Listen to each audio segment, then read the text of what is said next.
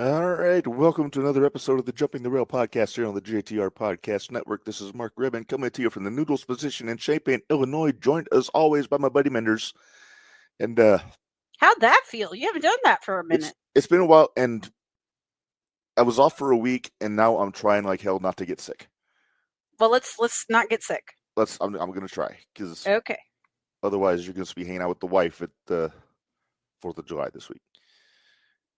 Okay. Well, whoever's gathering. Yeah. So we got a lot to talk. We got to catch up on some things, Minderz, because we didn't get to make picks for Night of Champions last week because we did a JT archive, which I hope you enjoyed that. If you listened, it was a throwback to season 1.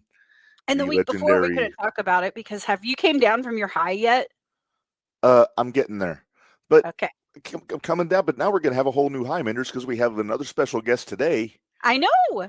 Another ECW original, who's going to be joining us here in about a half an hour. The swing man himself, Johnny Swinger. And excited. Hello, Kevin. Hi, Kevin. But first off, Minderz, it's been a couple weeks, and I'm worried about you. Are you? So you probably should be because I'm still salty at you, but that's for tomorrow night. That's for tomorrow. But I'm still salty with you. I thought you handled it like a champ. Well, thanks. All right, but anyway, I was professional and I was in charge. You were in charge. Although I did sneak in there to put a new graphic on it. Which I did not plan on showing up on camera. But yeah, I was not going to be there in time to start the show. You did it yourself. I wasn't going to bring you in, and you did it Yeah, yourself. I hit the wrong... Doing it on an iPad is tricky because I hit the wrong thing sometimes. But anyway. All right, let's go. Can you check my brain?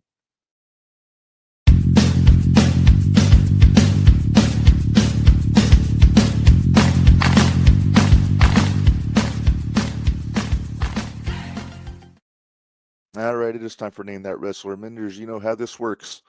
I show you a picture, you guess who it is. It's not rocket science. But sometimes it is. Sometimes. All right, so this is a legend, not a current wrestler. It is a color photo. Okay. And the picture itself may be a tip off to who it is. I'm not sure. Okay. Are you ready? I'm ready. All right, here we go.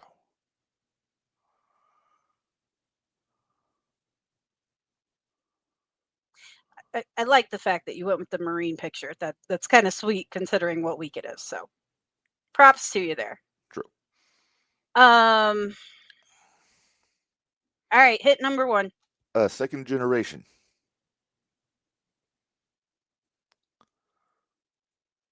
Okay, hit number 2. Tag team specialist. Do you know yet? Is it Road Dogg? Yay! I was waiting for a chance to say, "Oh, you don't know." Oh, you didn't know? I wasn't gonna let your ass call somebody though. You weren't gonna let my ass call somebody? Oh my goodness! Hey, my brain's not completely mush. No, you did fine. But you know what? We need to talk about. We do have another special guest coming on after Johnny Swinger. Oh, we do, a friend of the show. Alex Hansen. She's such a good kid. Yep, she's one of our buddies from the expo. Your honorary niece, is that? Do I remember that? No, correctly? My honorary stepdaughter. Your expo kid. My expo kid. That's. She calls me stepmama. Although not literally. Don't. Well, no, yeah. Rush to judgment or. She is my expo stepmama, or stepchild. Stepchild. There we go. You watch over her. I do. Yep. You're also fiercely protective. I am. It is. I can be very protective over her. Well, yes. So she'll be jumping in after we're done with the swing man. Yep. Minderz, I'm going to do a new segment. A new segment. We're going to try it. We're trying it on here because there's some things that we don't get to before we get to the good stuff, and we get called out on it in the comments. Okay. So here we go.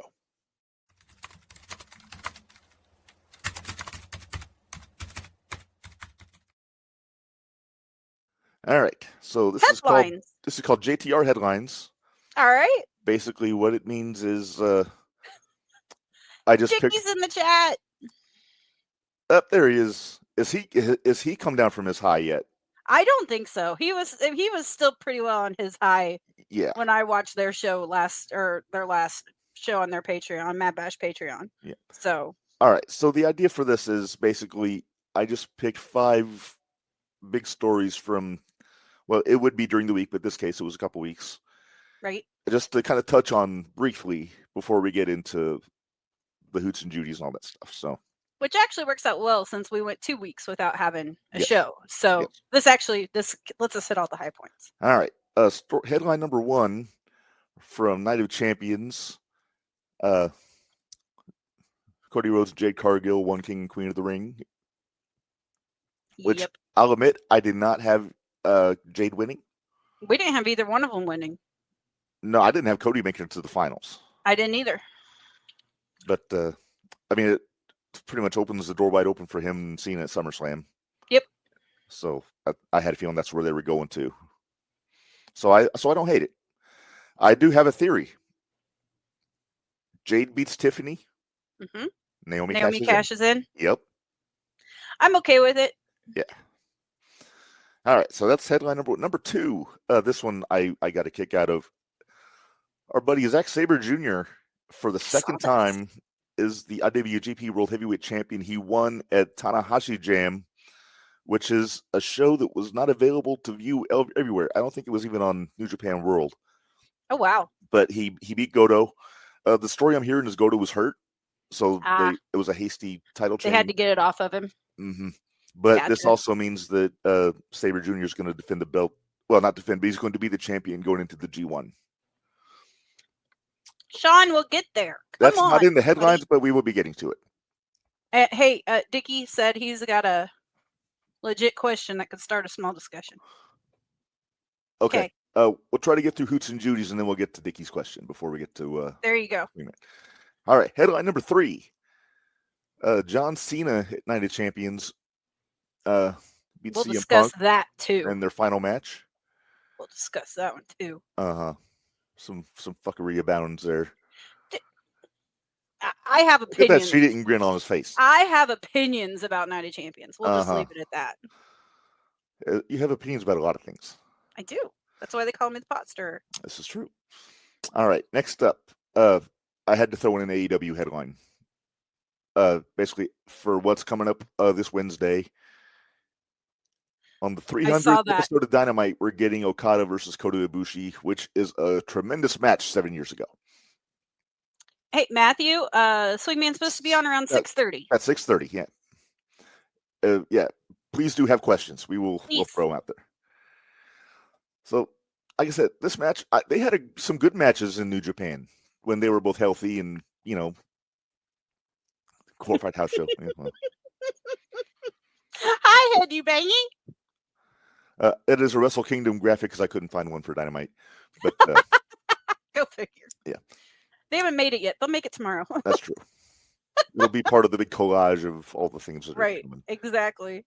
And I think it's another it's not a 4-hour show. I think it's like a 3-hour show, maybe.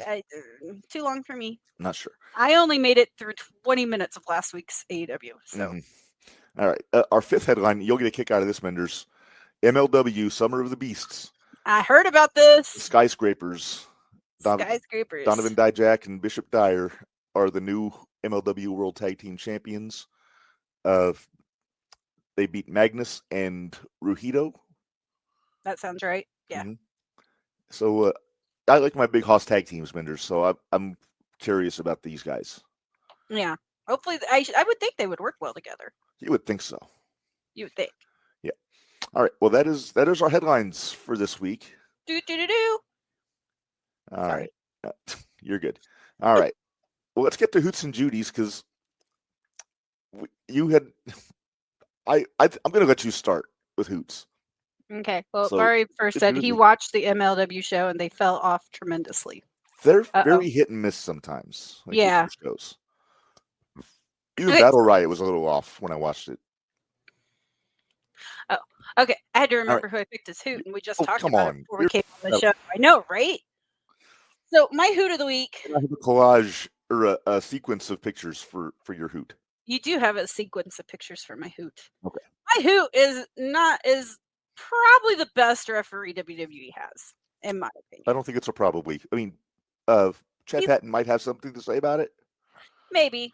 But come on. Come on. It's Little Nate. Charles Robinson. Come on. Watch him go run into the ring because Seth called him out. He's running. And then he gets yeeted. But he's alive. He is alive. Uh-huh. And then but how long? Yeah, everybody had left and he's still laying there. That's Apparently a pro. They forgot to help him. That is a pro.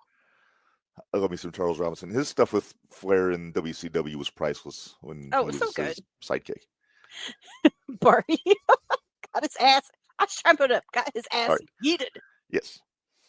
Remember, you stay on media assets. I've got the comments. I'm a touch rusty. It's all right. It's all good. All right. Well, my hoot is a collection of hoots, but one entity. Mm-hmm. The crew at Busted Open on Sirius XM. Because did you hear the news, Minderz, as of today? No. What's the news as of today? You didn't tell me. Well, Fight Nation has officially transformed into Pro Wrestling Nation 24/7, which means it's going to be nothing but pro wrestling on the channel. Oh, nice. So we got Busted Open. Not Sam Wrestling is on there now with Sam Roberts. Off the Ropes with Jonathan Coachman's on there now. AJ has his good hoot. Is CM Punk. Yeah. Oh, that's kind of awesome. Yeah. But no, you don't have to do Busted Open after dark, after like Raw and Dynamite, Minderz, and NXT. Now they're doing it after each night, after Raw, after everything. NXT, Impact, Dynamite, SmackDown. So Bubba's gonna get tired. Well, it's not Bubba every time. It's okay. Dreamer does Mondays. Mark Henry's doing SmackDown after dark on the Friday, and I'm not sure about Impact. Gotcha. But no, super cool to see it's going. Well, that was Dickie's question. Oh, okay. Well, no, I mean, as a in the podcast community for professional wrestling, this is huge. So it's awesome. I guess it was a lot of convincing to get the brass to agree to it. I hope they found a home for their boxing and MMA coverage because that stuff's awesome too. But I'm sure they will. Ever since last year, LaGreca's been pushing the hashtag Busted Open 24/7 because at first that show started off one day a week for an hour, like in 2009. Then it got to every day, 3 hours. Then it got to 7 days a week. Now they're going 24/7. But yeah, it's awesome. I've been trying to get LaGreca to come on this podcast for a while, but he's kind of hard to get a hold of. Yeah. I'm going to go ahead and read this whole thing AJ put up. It says, My good hoot is CM Punk. He got back to the USA on Sunday morning and went straight to a trans rights protest. That's the Punk I know and love. Good Judy's Rhea Ripley for not dying on that riptide off the rickety table in Saudi. Yeah, we're going to get to Night of Champions. That match confused me. Me too. And you know why. Yep. Oh, it did me too. I told you it did. Yeah. Oh, Dickie says... I just put it up. Sam Roberts had a big role in getting it. Sam's got a lot of juice in Sirius XM, so I wouldn't be surprised. Yeah. All right. My good Judy? Yes, your Judy. My good Judy. Oh, you gotta put up the thing in my Oh, yeah. Thank you. There you go. I know, it's okay. That's what I'm here for. Here to remind you of things. So my good Judy of the week is going to Asuka because she carried Jade through that entire match so well. And I have opinions, but I'm going to save them for later. Yes. So Asuka is my Judy of the week. All right. Only because you took my first one. But right. Who is also a Japanese lady wrestler from the WWE. But as of Friday, she is the brand spanking new United States Women's Champion, and that is Julia. I didn't figure it'd be long before they put a belt on her. No. Now, both of their big prospects they brought up in the last month or so have belts now. Roxy. Nah, yeah. Sorry. You knew I was confused, didn't you? You can tell I did the whole side-eye thing, like, wait, who? Yeah, okay, got it. I'm on it. Yep.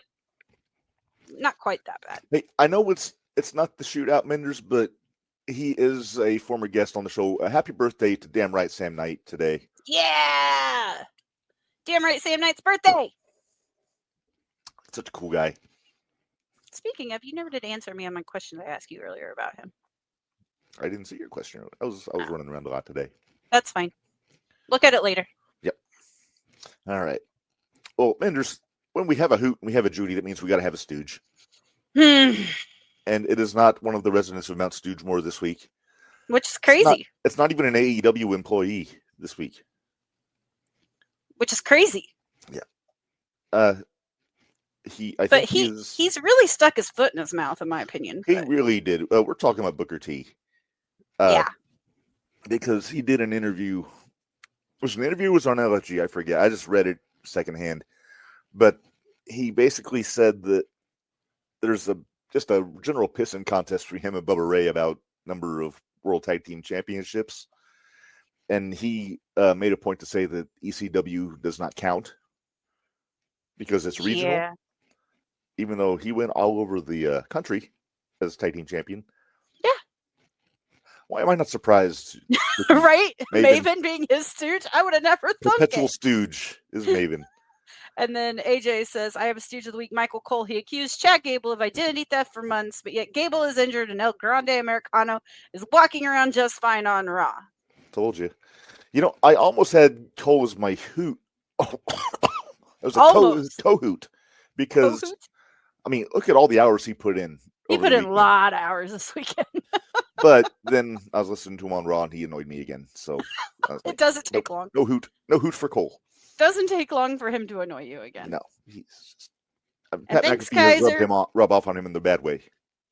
Thanks, Kaiser, for being Grande Americano. Allegedly. Appreciate it. Allegedly. Yeah.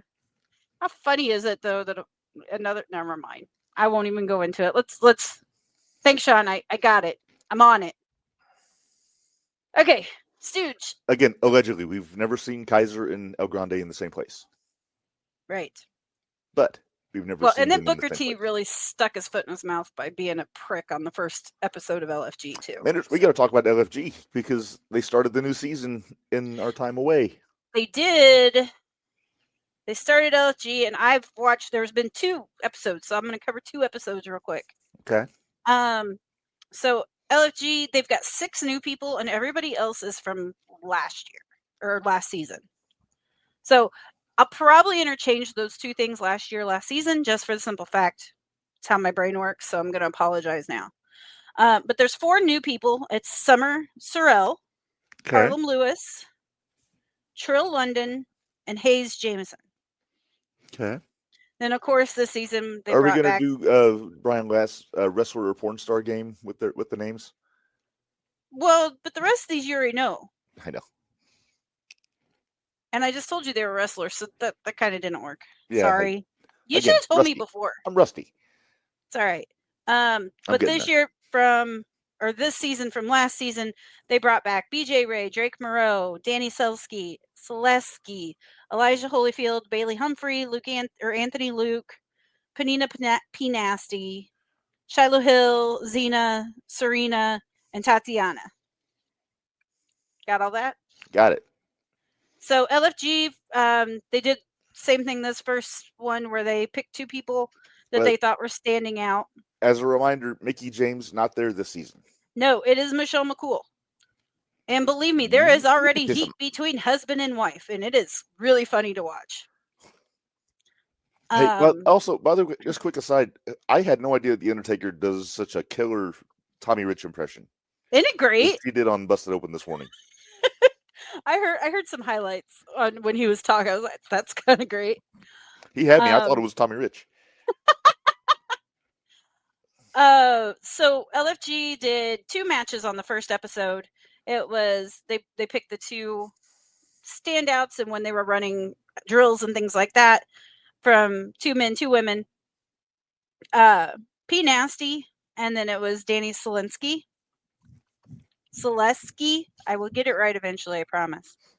Panina went over in that, but she, in my opinion, she made the best look during that match. And I don't know if it's just because Danny's so small. I don't know what it is. And then Harlem Lewis and Chris Island. So one of the new guys and one of the guys from last season. I didn't say Chris Island on the other one, did I? My bad. Sorry. I'll get them all here in a minute because I'll go through because everybody has 4 on their team. Mm-hmm. So, people are saying the Undertaker got Mickey kicked off the show. I kind of doubt that. I kind of bet it was something mutual. In all honesty, I really do. Mickey's busy. She does a lot of shit. She does a lot. I mean, who knows? Maybe she wanted to do some more music stuff. Maybe hang out with the kid. You know, you never know. Yeah. So Michelle McCool, since she was the first one, she got a pick. She got first draft pick. So basically, they did a draft where they put everybody back together in one big group, and everybody got a pick.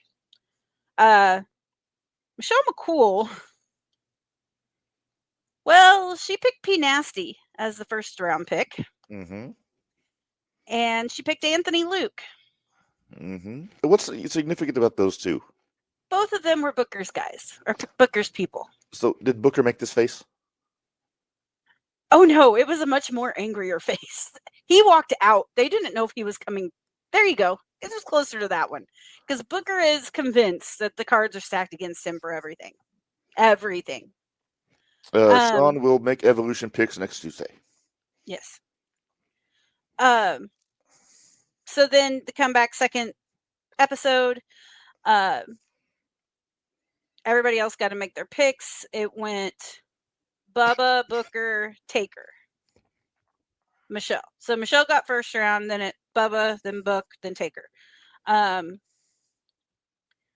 ended up going. Take a wild guess who Bubba picked as his first pick. He didn't pick Dickhead, did he? Nope. Who would he pick as his first pick? What's the guy's name? Okay. Let me do it this. No. The Cajun guy. Here's a clue. She was his diamond last season. He picked what's her name? Xena. Thank you. I knew it was something with a Z. Yeah. Xena Sterling. Booker, he took Harlem Lewis. Okay. Which was one of the new guys. Taker, being the little sneaky little shithead that he is, he had whispered to Shiloh while they were doing the drills to go slow. Throw these off so people don't know how good you are. And it worked out. It worked in his favor. They left him alone, and Taker got Shiloh again.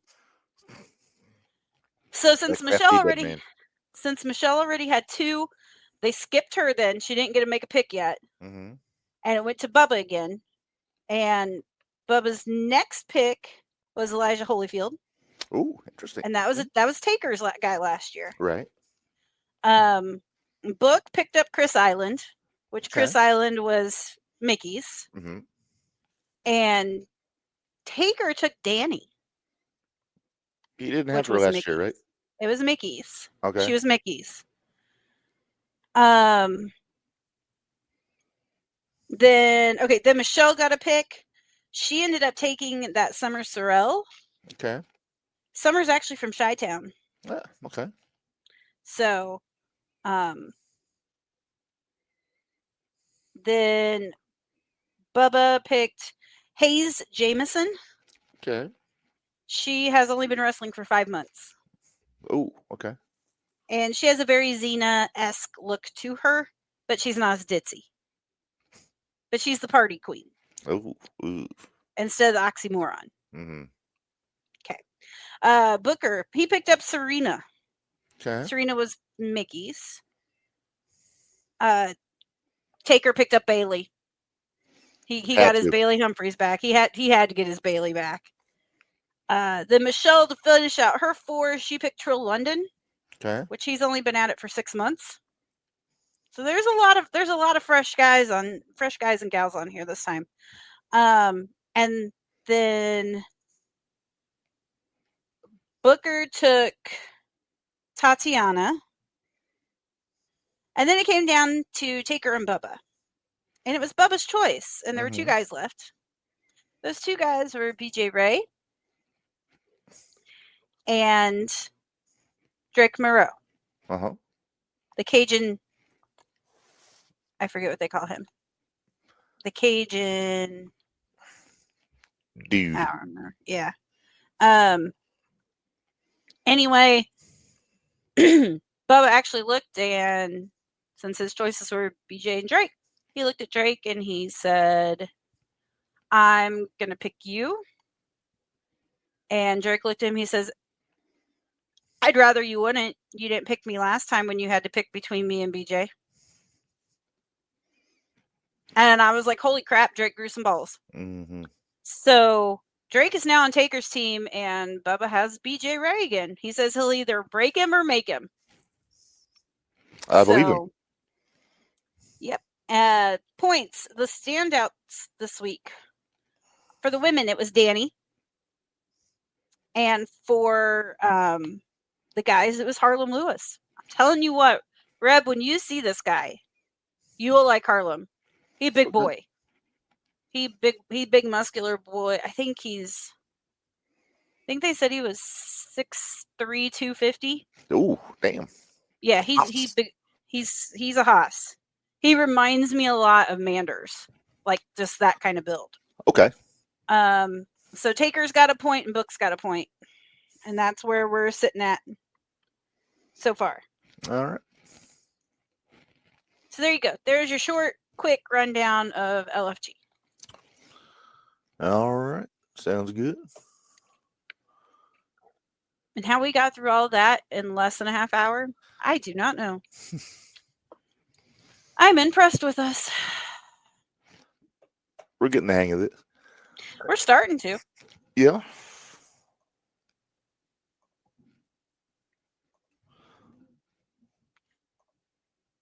Really? Dead air? That's Sorry. what we're doing right now? Sorry. That's what we're doing right now? Sorry. I had an issue. No. All right. So we got, looks like about a couple minutes before our guest joins us here. But we don't want to get into anything too talkative because if we get into anything too much, it's going to be crazy. Right. Okay, but can I say this, though? How worried were you last week when they announced that WWE was still going to Saudi? I was concerned. I was very concerned. Yeah, I just thought it was a bad idea. Well, lucky everything worked out fine. Yep. No harm done, but it just, I don't know, it seemed, I don't think I would have risked it. I would have had a hard time. They must have had some way that they were able to convince them that everything was fine. Everything was going to be fine. Well, there's the question that I posed to our chat groups, like, how bad would Iran want to piss off Saudi Arabia? Exactly. Because they said what? The crown jewel of the Middle East, it seems like. Right? No pun intended. No pun intended? Are you sure? I'm pretty sure. All right. Hey, Reb. Yeah. And let's see. Are you excited? I am. You've been really excited about this one. All right. I'm gonna let you do the honors. All right. Joining us this week, we're very excited.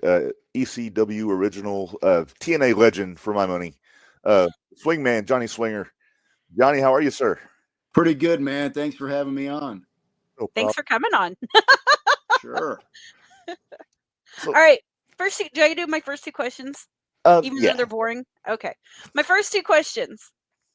Who inspired you to get into the wrestling business? Ooh. And how did you get into the wrestling business?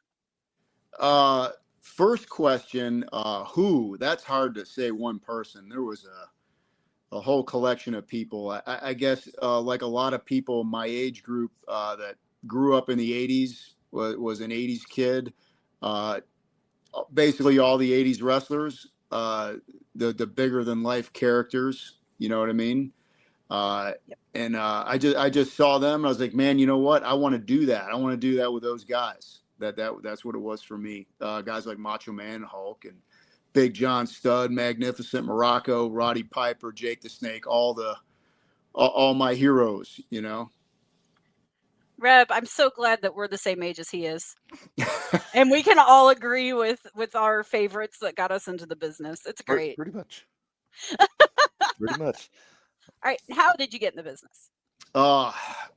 long story, to try to cut it down a little bit. It goes back to being a kid. It was every kid's dream when I was in the 4th and 5th grade, except I really meant it. I really thought I could do it. I was cocky or arrogant or something. You imagine being 10 years old and watching these guys on TV going, man, I think I can do that. But I really believed it, and I just stuck with that, and started hitting the weights when I was about 12 years old. And it was all about getting big because all those guys were big. They were monsters. And I wasn't a big kid, so we knew I wasn't going to be a big man, but I did everything I could, with the weight training and the eating as much as I could. And before you knew it, when I was in the middle of high school, I was over 200 pounds. They were trying to recruit me to play football. I was like, no, I got other plans, So I'd say my senior year of high school, I started looking around.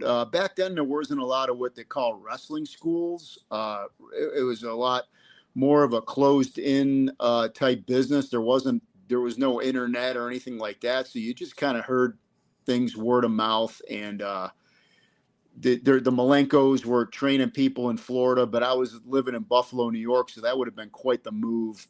Mm-hmm. Yeah. And where I was living, I found out that Sweet Daddy Siki and Ron Hutchison had a training school in Toronto, which was drivable from Buffalo, and that's why I chose to go there, and I'm glad I did. I made a lot of good friends there with Edge and Christian, and we all trained together. And Rhino was we started out with him in Michigan and all that. So a lot of us are still wrestling today. So that's how I got started. I started right out of high school, right after I graduated. I started in the training camp in July of '93. Trained for about 8 or 9 months in Toronto, driving back and forth 2 and 3 days a week. Made a lot of miles. It was good training for wrestling because that's what it is. Most of the work is in the car or on the plane. The fun stuff's when you get to the show and you're in the ring. Mm-hmm. But that's how I got in initially, and it's been full time ever since then. It's been a great run, and I don't see any end near unless somebody wants to push me out. I don't. Well, right. I know it's like I play music, and it's the same thing. The time on stage is free, but you make your money doing the travel back and forth, and going and setting up and tearing down and all that stuff. Yeah, so I get it. Miles and hours, man. That's real. It really is. Yeah. And, I learned that right off the bat, and it didn't turn me off. It didn't push me away. I was told that that's what it would be, and I just embraced it then as a young guy. And and most of it was heavy travel, even throughout the years with the bigger organizations. That's really what it is the travel. And if you don't like travel, you won't like this profession. Right. So Reb, we already got a question. We do. Let's see. Ash, I'll go and pop it up. There you go. Yep. So you can read it, Reb. All right. Hey, Johnny, question, or better, hey, Swingman Daddy, I wanted to ask, will you be interested in doing a segment backstage with Timeless Tony Storm and her butler Luther, a.k.a. Dr. Luther in AEW? I'll do anything for money. And as a matter of fact, Dr. Luther, when I first started out in Winnipeg, Canada, my first year in wrestling, my first handful of matches were on tours, and he was on those tours. Him and Lance Storm and Chris Jericho. Mm-hmm. Yeah, we all started with a guy named Tony Condello out in Winnipeg, Manitoba. And we used to drive over frozen lakes to Indian reservations to wrestle. And his name's Lenny, Dr. Luther. His name's Lenny. He was one of the guys that taught us when we were first starting out on the road. Nice. Was Cyrus over there too at the time? Because I know he's he was the booker. Actually, I met him. My first match was in Winnipeg in April of '94, and he was the booker for the promotion out there. Nice. So something I didn't realize until I was doing my research is you're a second generation guy. Your uncle Tony Parisi was a wrestler before, right? So, and it's a confusing story because what I just told you. That came afterward, believe it or not. When I was about 12 or 13 years old, my parents had split up when I was very young, so I was mostly raised by my mother. But she started dating a gentleman who was childhood friends with a wrestler. They came over from Italy together to Canada in the 60s, Tony Parisi, who you're talking about. And so he was he became the man my mother started dating, became like a stepfather to me. And they were like brothers, so I knew him as Uncle Tony, and I was already into the wrestling, which is almost like it kind of fell into my lap. like it was meant to happen. I wanted to be a wrestler at 8, 9, 10 years old. And then a couple years later, this is, that helped me even get into it before I started the training with like setting up the ring and going to the shows and carrying the jackets to the back and stuff like that. So that all came before actually seeking out the training. Reb, I got a question for him. Okay. Because I asked kind of a similar question. We just had Sandman on a couple weeks ago. It was so much fun. He's great. Great guy. Yeah. One of my questions I had for him, because I asked him about the surfer gimmick from ECW, and I was like, seriously. So I want to ask, what has been probably your least favorite gimmick that you ever had? Oh, gosh. I loved all of it. I did this thing in TNA, not this recent stuff with the Swingman, but when I originally went there in 2003 with Simon Diamond, we had this match where the loser had to wear me and Disco were wrestling Simon Diamond and Sonny Siaki Samoan guy. So if we lost the match, we had to dress up like them. So I had to dress up like a Samoan. When we lost the match, I had to wear a hula skirt and a coconut bra. Oh, wow. And at first I'm like, oh, I don't know about this. This isn't my gimmick. But man, I saw the way the people reacted to it and I went with it. And then I realized this is the entertainment part of wrestling. You need to embrace it if you want to be in it for the long term. And man, I did, and it got over great. But I tried to do the best I could with anything that I was given. I've been in some weird gimmick matches, so to speak. And it's just a test of your talent and ability that you can make something out of what I try to tell the young guys, whatever they give you, do the best you can with it. That's all you can do. You can't change their mind. So if it's their idea, you got to do it and do it to the best of your ability. And if it comes off good, it may lead to something bigger and better. Yeah. So everybody knows your run with TNA this latest time, but you got a lot of history with Scott D'Amore going back to the Syndicate was the name, I believe, the name of the group you were in. Oh yeah.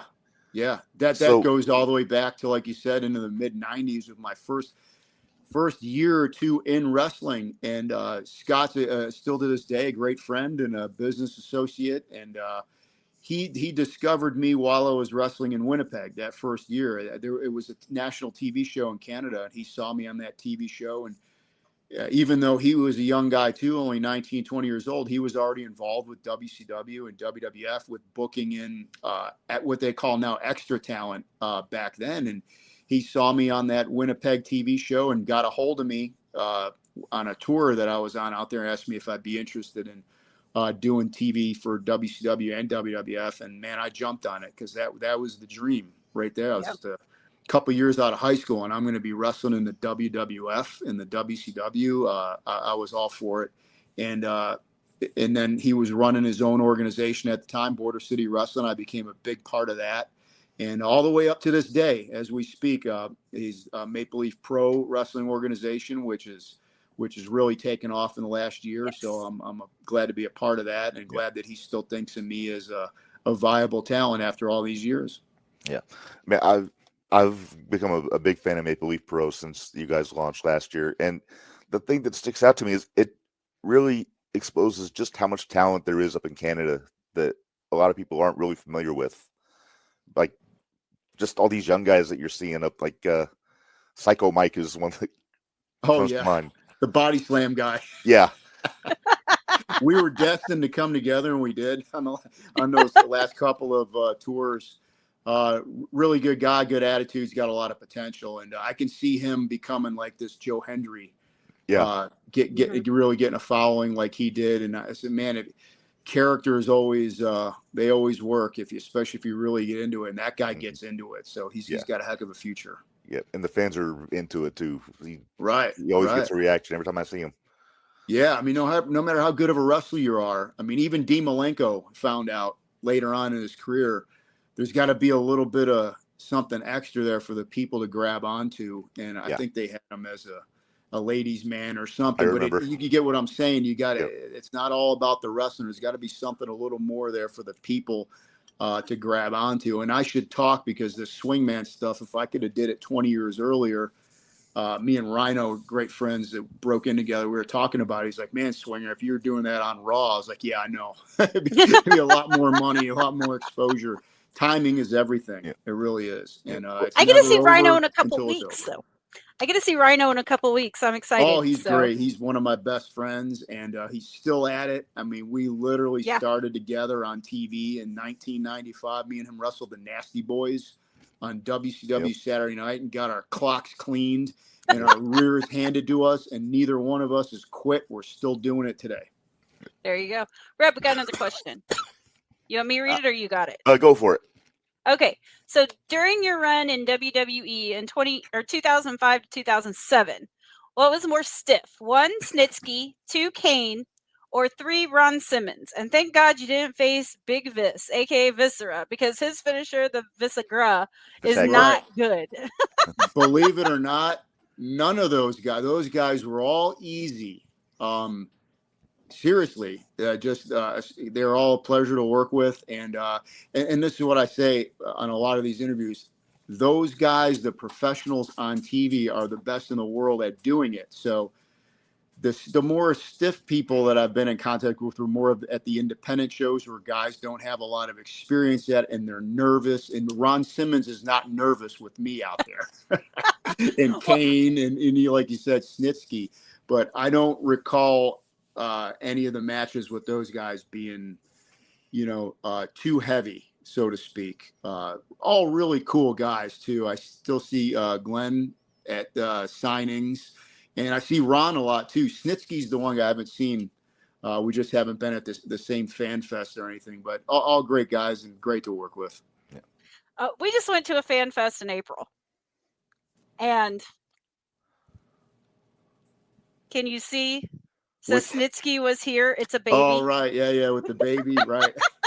Now, there you go. There's a gimmick. There's a gimmick that they give you, and you got to give it your best shot, because they'll just dump you and do it with somebody else. Or if you do a poor job, they go, oh, well, see, we tried something with that guy. And it's a make it or break it for your life, because you put your life into this, and that might be your only shot. And I think that was his shot. And from what I remember, it was pretty entertaining. You know what I mean? He could have said, oh, I don't want to do this. Can you come up with something better?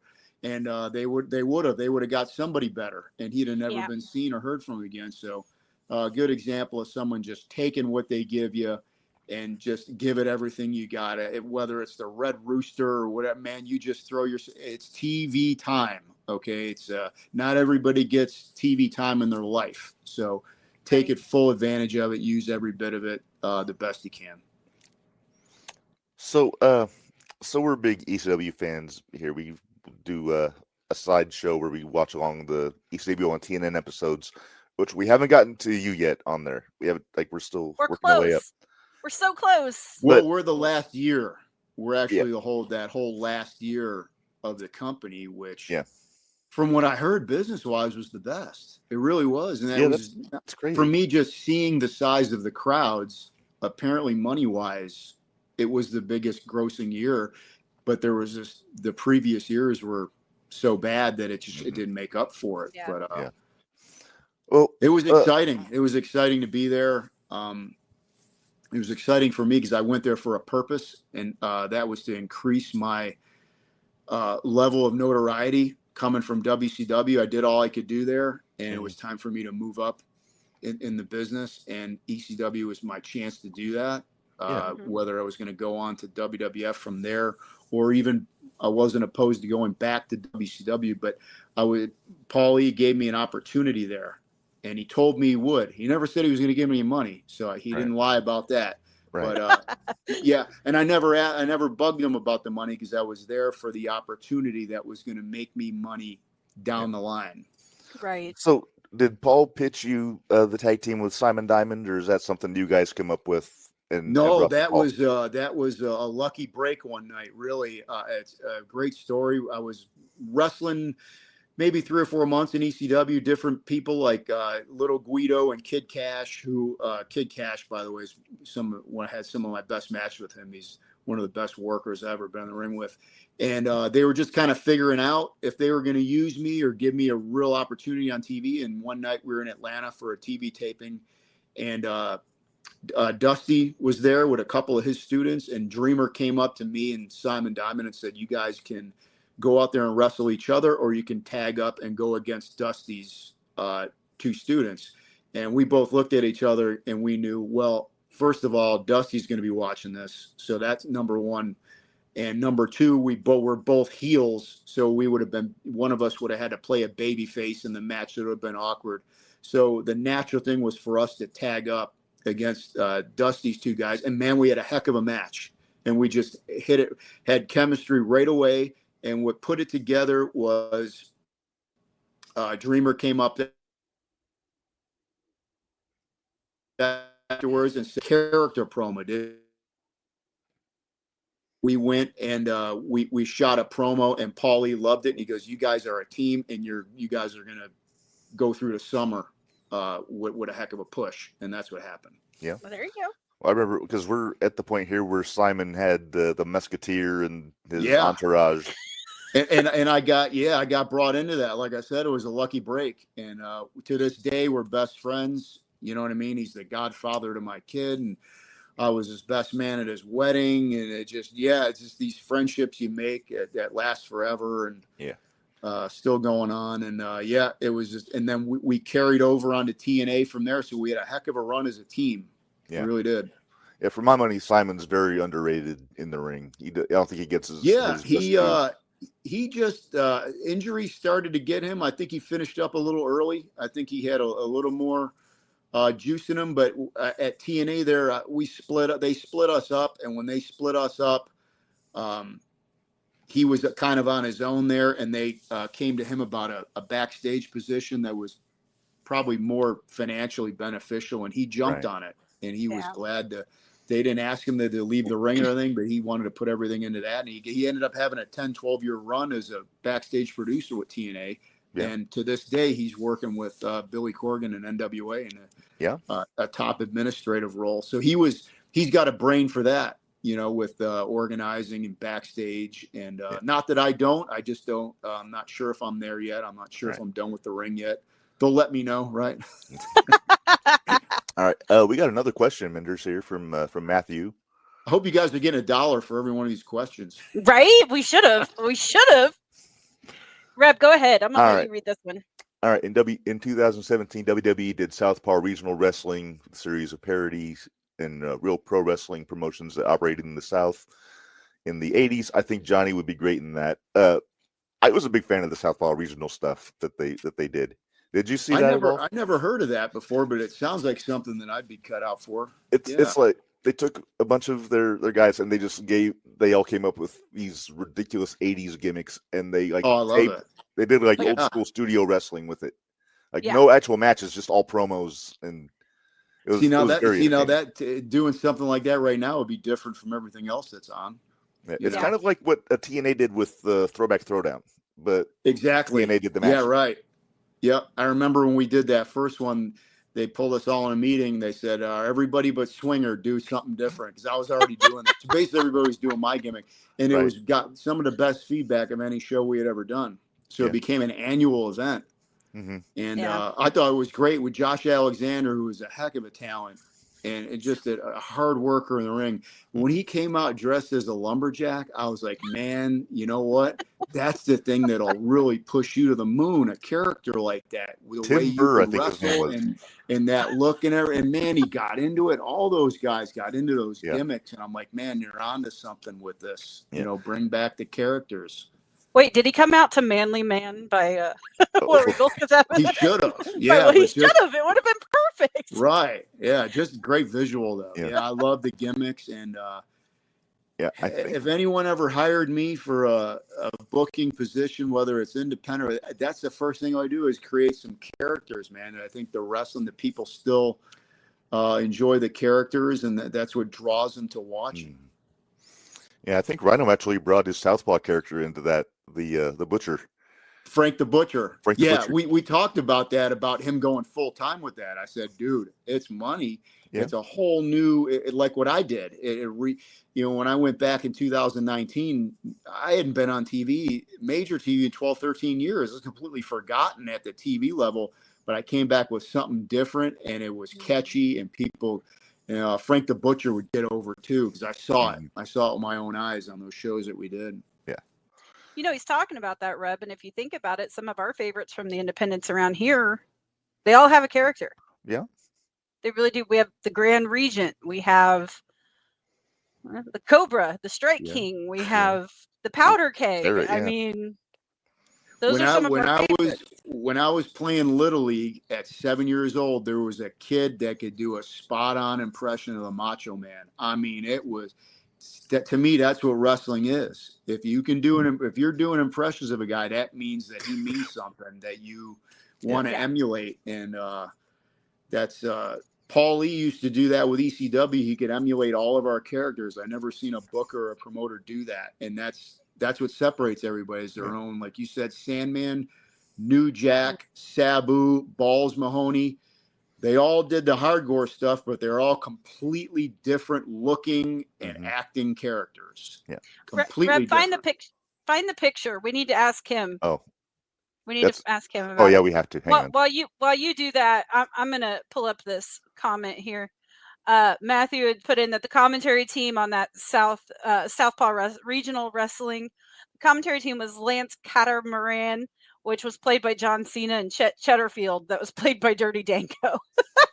That Dirty Dango's entertaining. I like him a lot. Yeah, we had some good matches at TNA this last run, and he's a character too, man. He was a great character. I don't know why he left WWE, or maybe he got tired of him like I did, but now that's a guy that can adapt to anything, and him and I could go in the ring, or we could go in a promo with no script or nothing laid out and just make something of it. And that we did that, and people thought it was great. And I'm like, well, we just winged it. He's one of those guys that can just wing it. And we need more of that. Really do.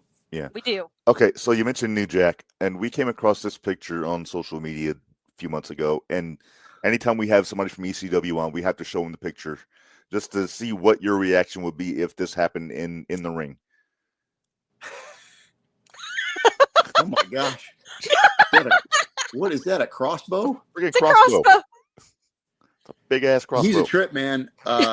When I first got there to ECW, before me and Simon Diamond come together, like I said, I was just kind of doing matches. They were trying me out see how the crowds reacted to me.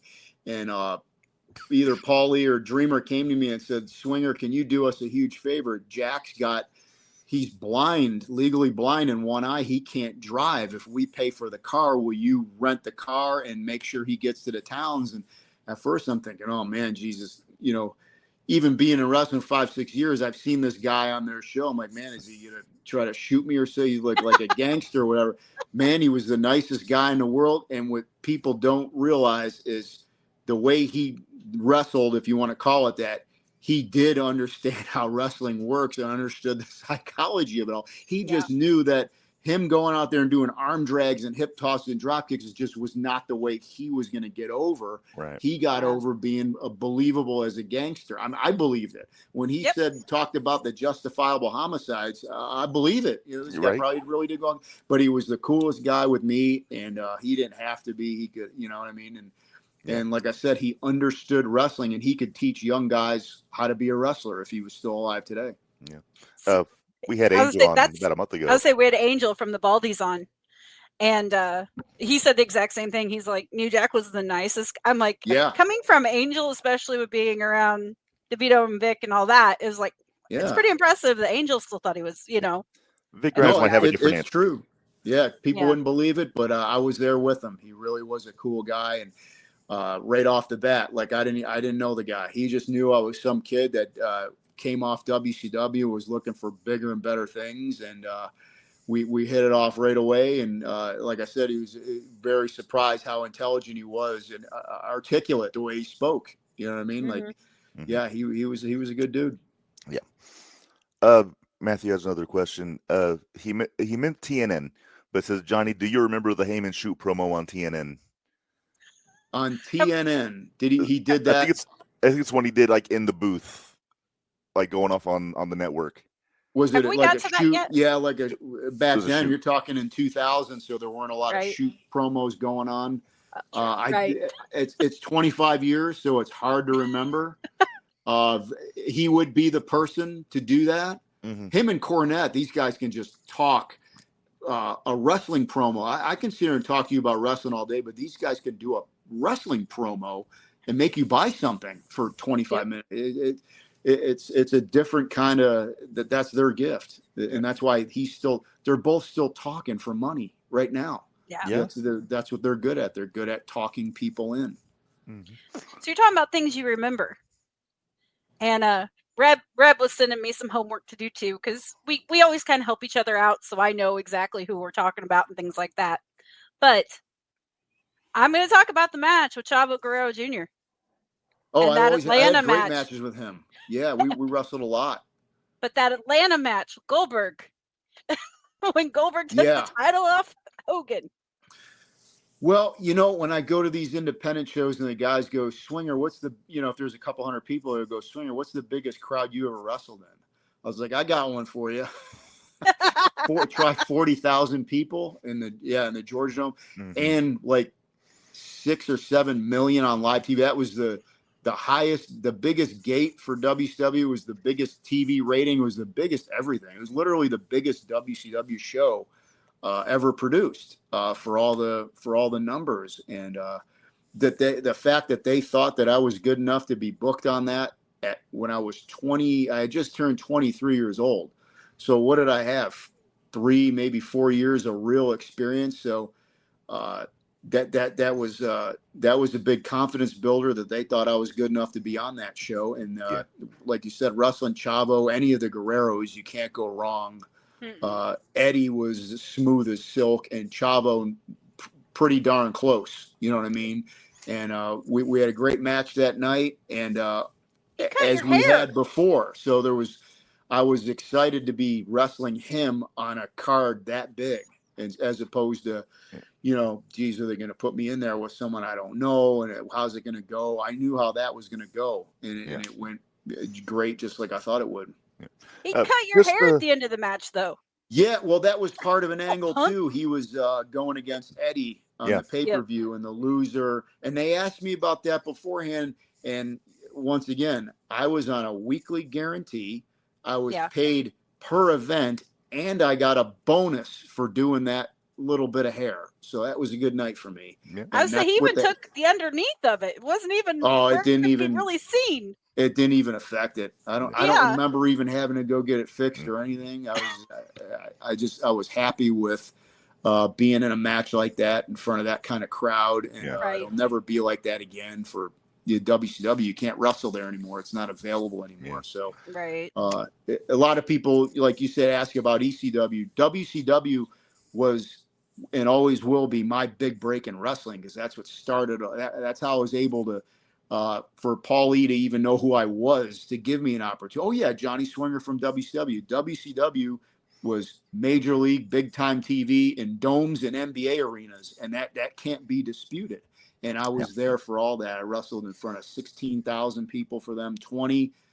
There's a dome in St. Louis. I don't know what it's called now. The RCA. It was the TWA dome back then. Yeah, I did that one. So it was no joke. The United Center in Chicago, that was real. That was big time wrestling, and that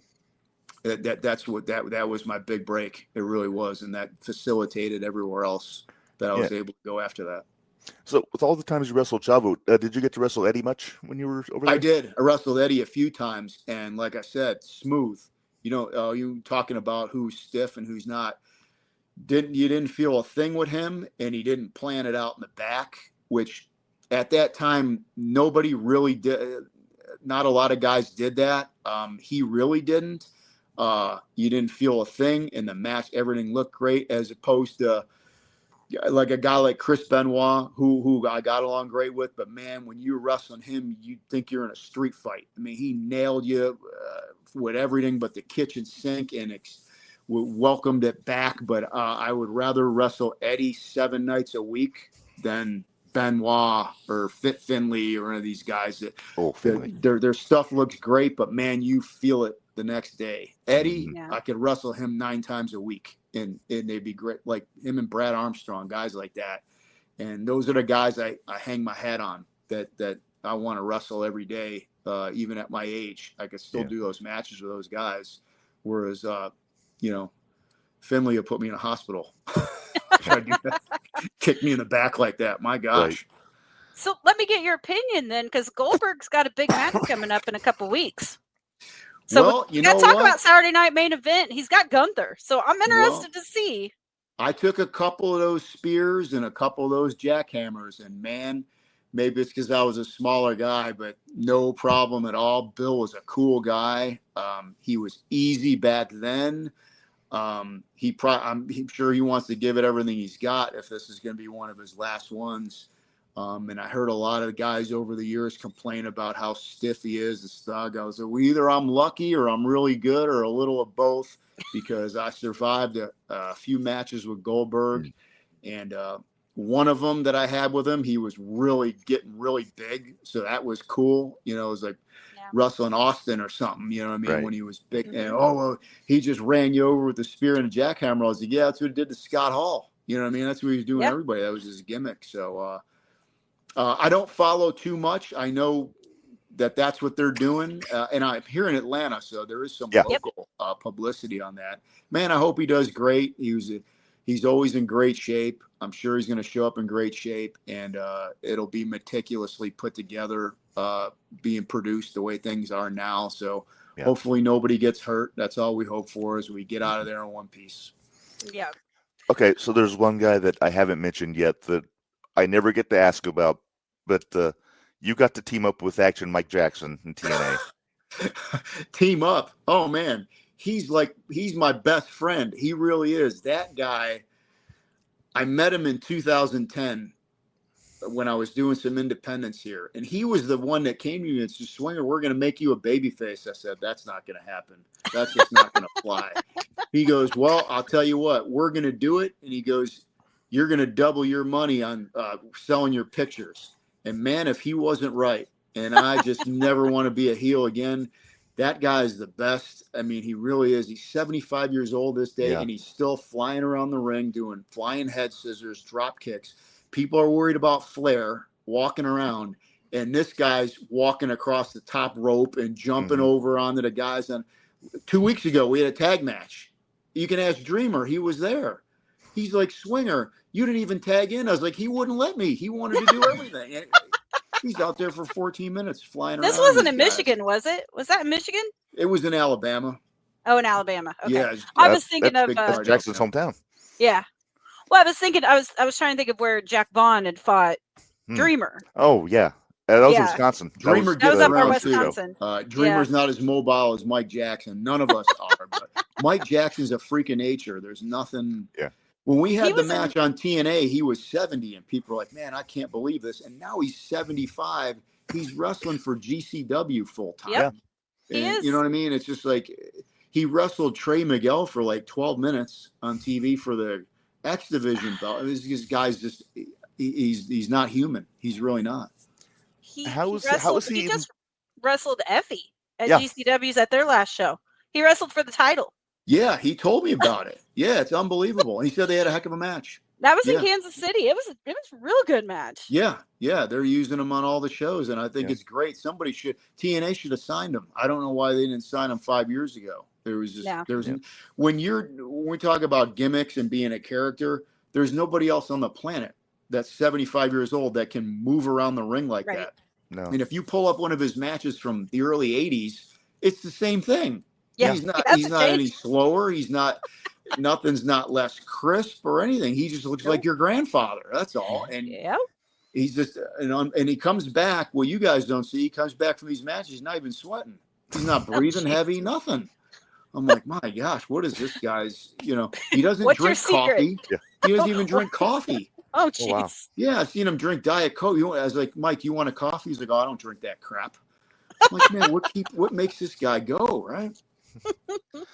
He's the best. I get excited when his number shows up on my phone because I know him and I together are going to have a good time and make some money. Yeah. Well, I'll tell you, he's on my short list of people I want to get on this podcast sometime. I will set that up for you, no problem. Oh, that's thank you so much. Yeah, 100%. He'd be glad to do it, and you guys will have a blast with him. Reb, you want to go ahead and read a couple of these? We had a couple more comments. Well, Matthew made a comment that we were talking about Paul and Cornette. He says, I know Jim Cornette slapped Santino in OVW because he laughed at the boogeyman, and Jim went ballistic because Santino wasn't selling boogie. And Jim says, sell this, and boom, slap Santino. Cornette's lucky. He really is. Yeah, Santino's a Did shooter, he not isn't he? realize that Santino's a real wrestler? Right? Santino could have tied him in a pretzel within 5 seconds. Hey, Corny's yeah. he's such a nice guy. And I know Santino pretty well now. We got to work together. He's the nicest guy in the world. He's so laid back and reserved, and he doesn't brag about his credentials. But believe me, he has them. He's not someone to. He's like a judo master. Yeah. Just, you can take anybody off their feet. So that just shows the unbelievable restraint that he had to let Cornette. He didn't want to lose that job. No, That was Right. the main thing. But obviously, Cornette didn't mind. Cornette got too worked up about anything in life. You can't put your hands on someone like that. Yeah. It could have been really bad for him. Try that Yeah. with Buzz Sawyer. See what would have happened. Oh my gosh. You never seen Cornette again. You wouldn't have slapped Buzz Sawyer like that. Right? No. I mean, jeez. I listened to Cornette's podcast, and he was telling somebody wrote an email asking about a fan that spit in Ron Simmons' face at ringside. I just heard about this. Yeah, And is it so? This is recent. This happened recently. This was in WCW, but like it was on a recent episode of the podcast, and yeah, I guess Simmons just pulled the guy over the rail and just beat the piss out of him, letting him up. Let me tell you something. The Steiners are good friends of mine, and there's a lot of stories about them. Even they didn't mess with Ron Simmons. Nobody messes with Ron. Really, that guy he'll knock you into the middle next week. And if you're talking about this is back in Ron's prime in his heyday, forget about it. Yeah. You're not. He's up there with King Haku and the Barbarian and those kind of guys. Nicest guys in the world that that could just be killers if you set them off. They're not people to mess with. Yeah. You know what I mean? Yeah, I remember. I forget if it was Shivani telling a story about Simmons where, like, he asked why nobody ever ribbed him, and if you'll pardon my language, he said, "I know why." Yeah, I wouldn't want him mad at unfuckwithable. me. Unfuckwithable.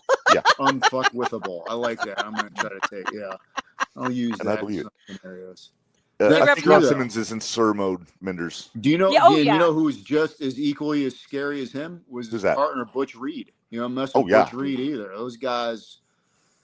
No, they'll work with you, but when there's a time like for survival, I'd pick those guys over anybody. The professional wrestlers, the ones I just mentioned. I don't know, maybe because some of the guys are more skilled now with the advent of UFC and stuff but out on the street in a street fight situation, these guys can clear bars out by themselves. I mean, it's just like freakish. They're being nice wrestling me and some of these other guys. They could just kill you and go home for lunch, and it wouldn't even matter. You mentioned the Steiners. Have you seen Rick's son? I've known Bronson since he was 16 years old. Great kid. My kids go to the same high school, so I've known him all that time. And he told me he wanted to do it really bad, and his dad wanted him to play football. And I told him the same thing. I said, "Man, give the NFL your best shot. The wrestling will be there for you, like it was for The Rock." And he just wanted to do it. He really wanted to do it, and I'm not surprised with his success because he's got all the tools and he really wants to do it, and he's a humble guy, and he's coachable, and so he's got it all. He really does. So I'm not surprised at his success. He's got 2 other brothers. Rick Steiner's got 2 other sons, and I'm great friends with them. His brother Maverick was actually just at my house a couple weeks ago. Doing some work for me. I'm friends with the whole family. They're all great people. They're realistic people. They're not pretentious or anything like that. And I might see him. They said he's gonna be home for 4th of July. So I might bump into him at the gym or something like that. But great kid, deserves all the breaks he's getting.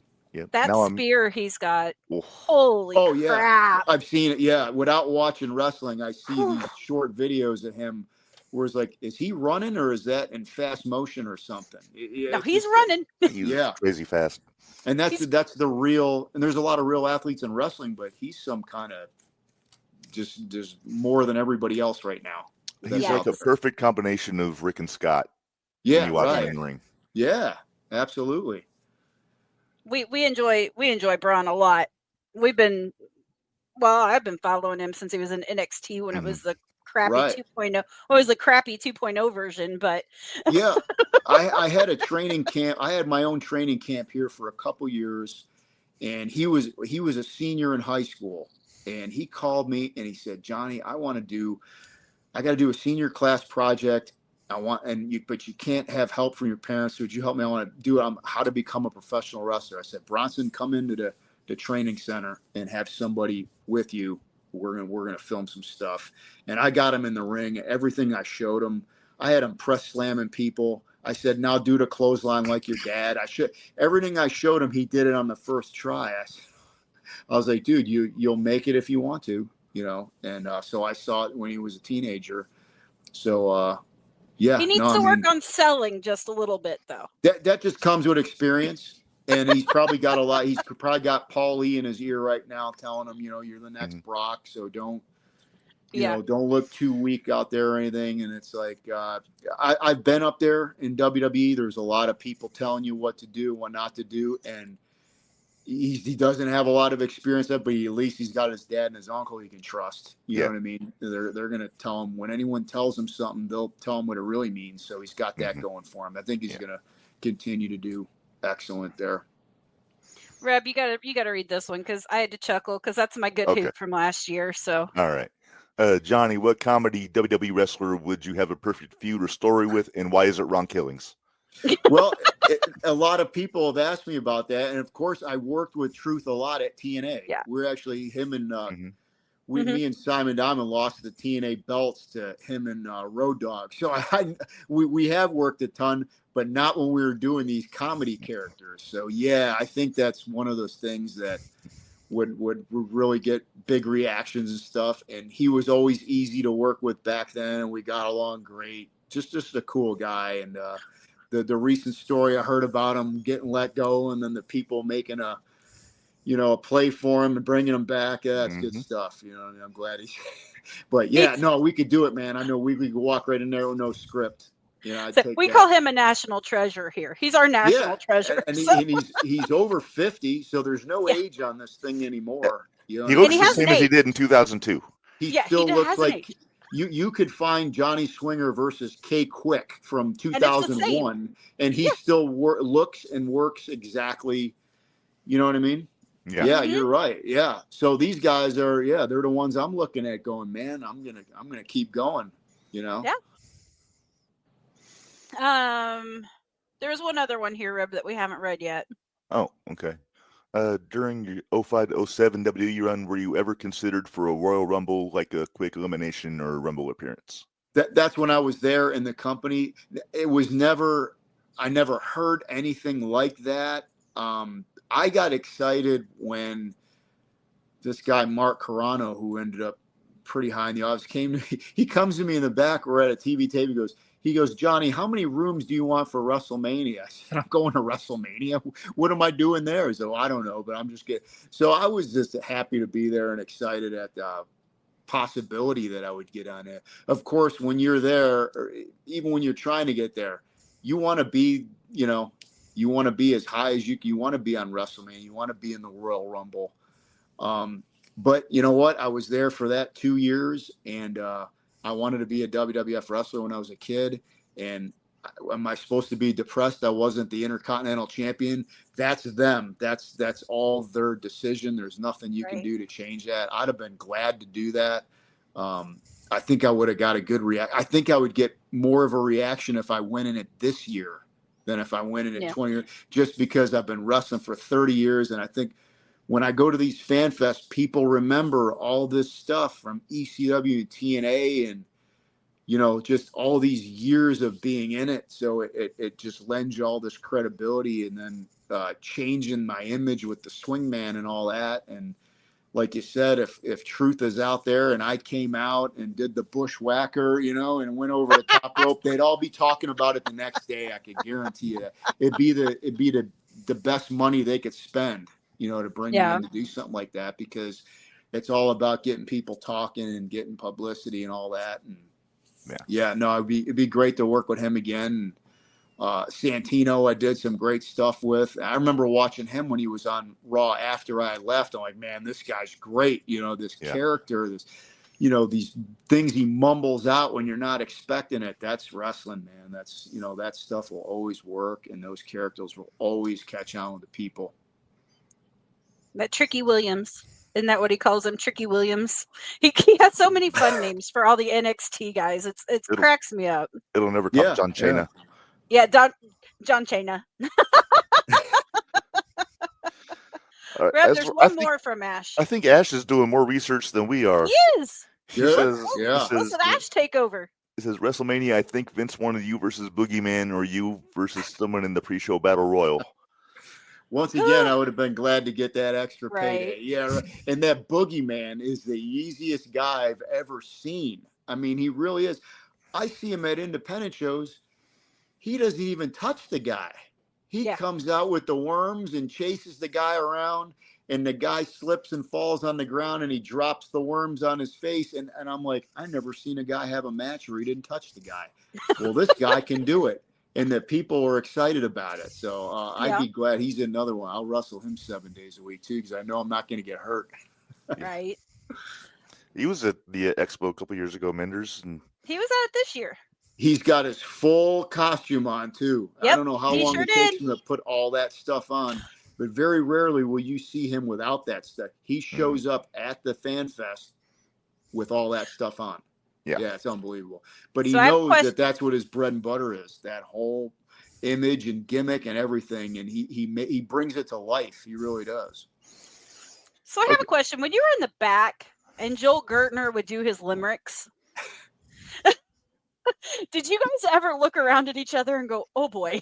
That guy never said a peep in the locker room. I'm not kidding you. Really? I didn't think he would, is that really him out there? He's one of those guys. He's so quiet.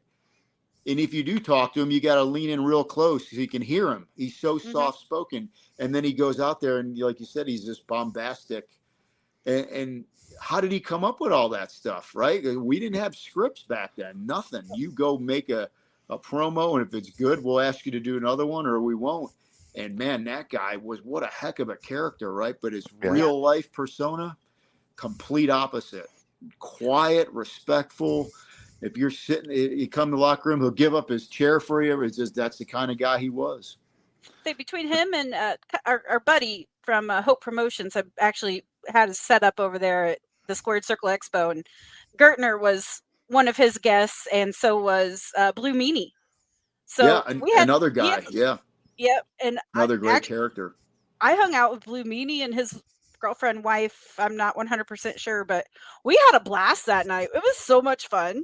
It was just a good time. Yeah, he's a great guy too. Meanie got to do some stuff with him in ECW, and just easy, super easy and fun, and it works, and the people excited about it, and it doesn't get any better than working with guys like that. Okay, so I think this is an interesting question here, Johnny. You were talking about when there's a gimmick brought to you that you do whatever you need to do to earn money here. Ash has another question. He says, do you remember the awful Kerwin White gimmick, Chavo, and then also the Muhammad Hassan controversy and his character? See, I liked it. I liked the Kerwin White thing. I was there for that. He was on first, and I'd be on. We were on that Sunday Night Heat show together, and I always liked Chavo, and we had great matches together, and that was him becoming something totally different. Driving out there on a golf cart, and he had that Dolph Ziggler with him, was a caddy. I don't know if there's something that you don't hear a lot, but that's how he started. That's how I met Nick. He was the caddy for Chavo, and look how great he went on to become. Yeah. But I liked it, and it was a rib on someone in the back. One of the producers' name was Kerwin. Sophie. So that's what it. Yeah, right. Yeah. So that's what a Kerwin. And I thought Chavo did great. He really put himself into it. He committed to it. Dyed his hair blonde with the sweaters, and the demeanor was completely different from what Chavo Guerrero was. And once again, that's the example of what you got to do. He didn't pitch that. They pitched that to him, and he put everything into it. I think they could have went further with that. The Muhammad Hassan thing was on fire. It really was. he was the top guy. He was the top guy in the company. He was supposed to beat Undertaker. I was there in Buffalo that night. He was supposed to beat Undertaker and go on with Batista at SummerSlam and get the belt. Was that the bash when he went off the stage? Yeah, and then those London bombings hit. Yeah. Man. And which I'll never wrestling's not real, but it is. I don't, we can't depict, we can't depict anything. It's very bizarre to me that your way out of anything would be, it's a TV show. It's right. It's portraying something. It's not a real thing. It's portraying. Yeah. And man, that I feel sorry for the guy personally, because he had a heck of a career going, and it literally came to a stop in one day. Yeah. They finished him off. And like I said, I was there at the bash in Buffalo. Undertaker put him through the stage, and he was never seen again. No. Yeah. Sounds like he's got a pretty good life for himself as a teacher now. Right. And, I heard that he's a principal, and man, my hat's off to him for just, you know what, that was my run. That was it. I'll be proud of it. And I'll go back to doing, what I would have did if I didn't get into wrestling. A lot of people can't do that or don't want to do that, and it's great that whenever you hear of someone that has these great skills outside of wrestling that can just switch over and go to that. That's great for him. I didn't get to talk to him too much. He was always tied up with Shawn Michaels, and he was working with all the top guys at the time. Shoot, he worked with Hogan. Real quiet. What I remember about him is he would walk around catering, just trying to shake everyone's hand and make sure he didn't forget to introduce himself to somebody. That was what I remember him, real quiet and respectful guy, and was, getting a heck of a push, Yeah. Rev, I'm going to try to put us over real quick. We were talking about gimmicks. You need to send our gimmick draft to Swinger, because I think he would appreciate it, because there's a lot of the guys that he knows. There's a lot of WCW in that fantasy draft. A lot of WCW in our gimmick draft. I guess the only thing I was curious about, when we talked about the Swingman gimmick, but how did you come up with, number one, the singlet, and just the whole thing? It's like, it's perfect, but how do you come up with that? Well, when Scott called me, he called me about that on like the 4th of July in 2019. He sent me a text. He goes, got an idea for you at Impact. It'll be fun and easy. And I responded, when do I start? And that's all it was. And like 3 weeks later, he calls me and he goes, did I tell you what the idea was? I was like, no. And he started laughing. He's like, you don't care. I'm like, I can do anything, right? Because I can pull. I know if he's coming up with it, it's going to be something I can do, right? And he goes, I want you to be an old school 80s type wrestler. We're going to show the little screen up in the corner. You talk like they did. I said, dude, that is me. That's not a gimmick. That's what I wanted to be. You're going to give me a chance to be what I wanted to be. And I thought the time was up on it. He goes, no. He goes, the look, he never mentioned what to look like or anything like that. So I went to, I was at the Fan Fest in Charlotte about a week after I talked to him, and I look over and there's Ricky Morton standing there with the fanny pack on. And I look over there's Boogie Woogie with the bandana on. I'm like, well, that's the look.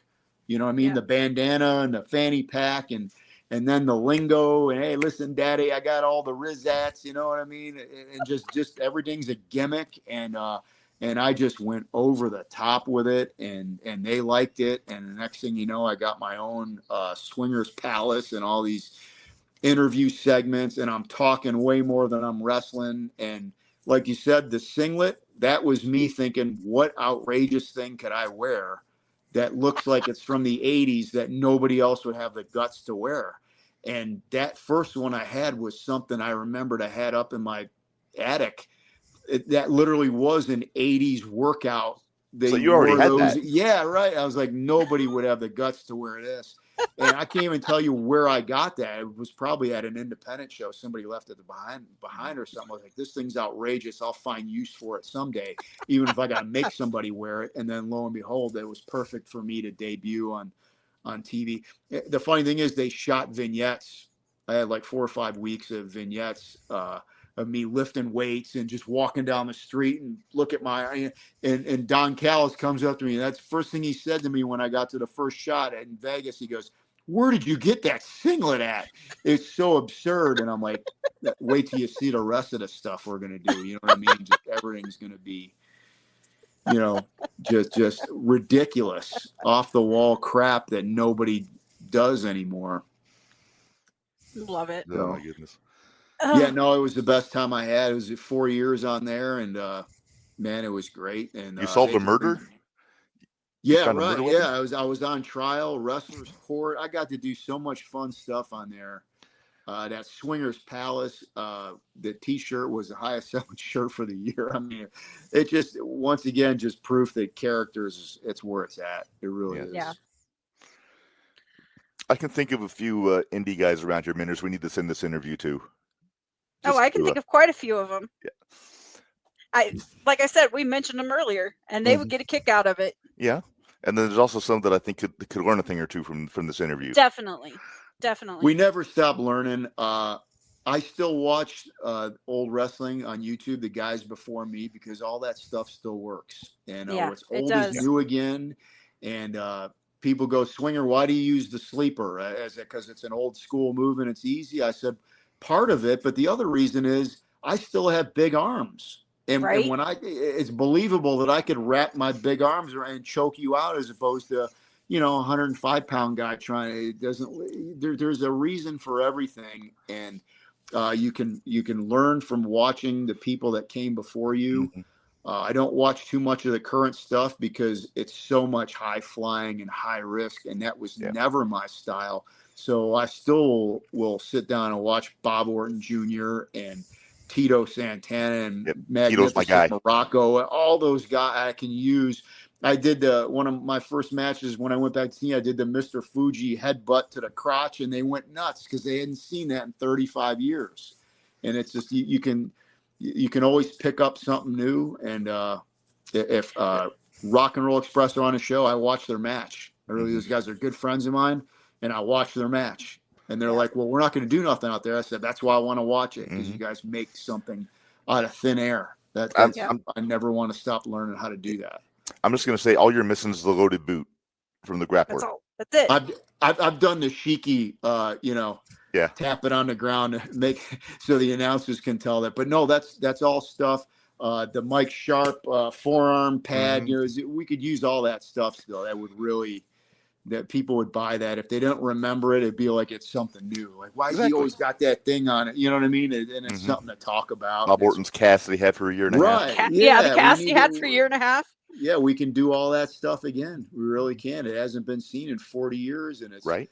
It all still works. Yeah. And we're old school. We're grappler fans. Like we're Grappler's old been on a couple times. You talking like the real grappler, Lenny Denton? Yeah. Here's a great story for you. You'll love this.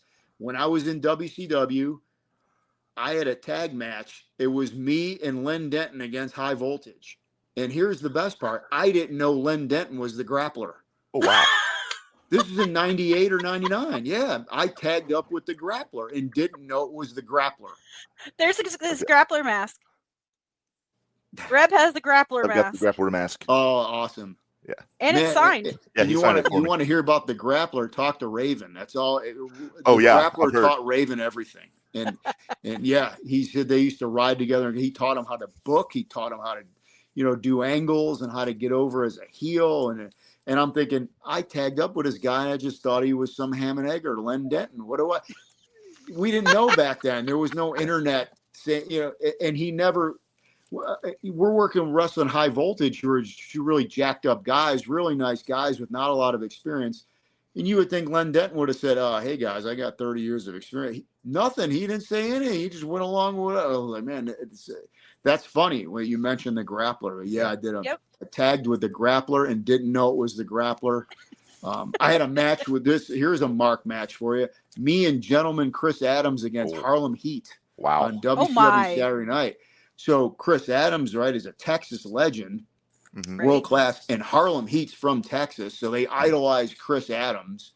And so I'm in this match with these guys on TBS Saturday night. And that's like, those are the cool things you get to do. That, like, I was like, man, I wanted to do that when I was a little kid. I'm actually doing it with these kind of people, wrestling Greg the Hammer Valentine this is crazy. This is what I was, envisioning, and then it's happening. So it's a lot. I'm still doing it. It's a lot of fun, and still make some money at it, and I'll keep doing it as long as they'll have me.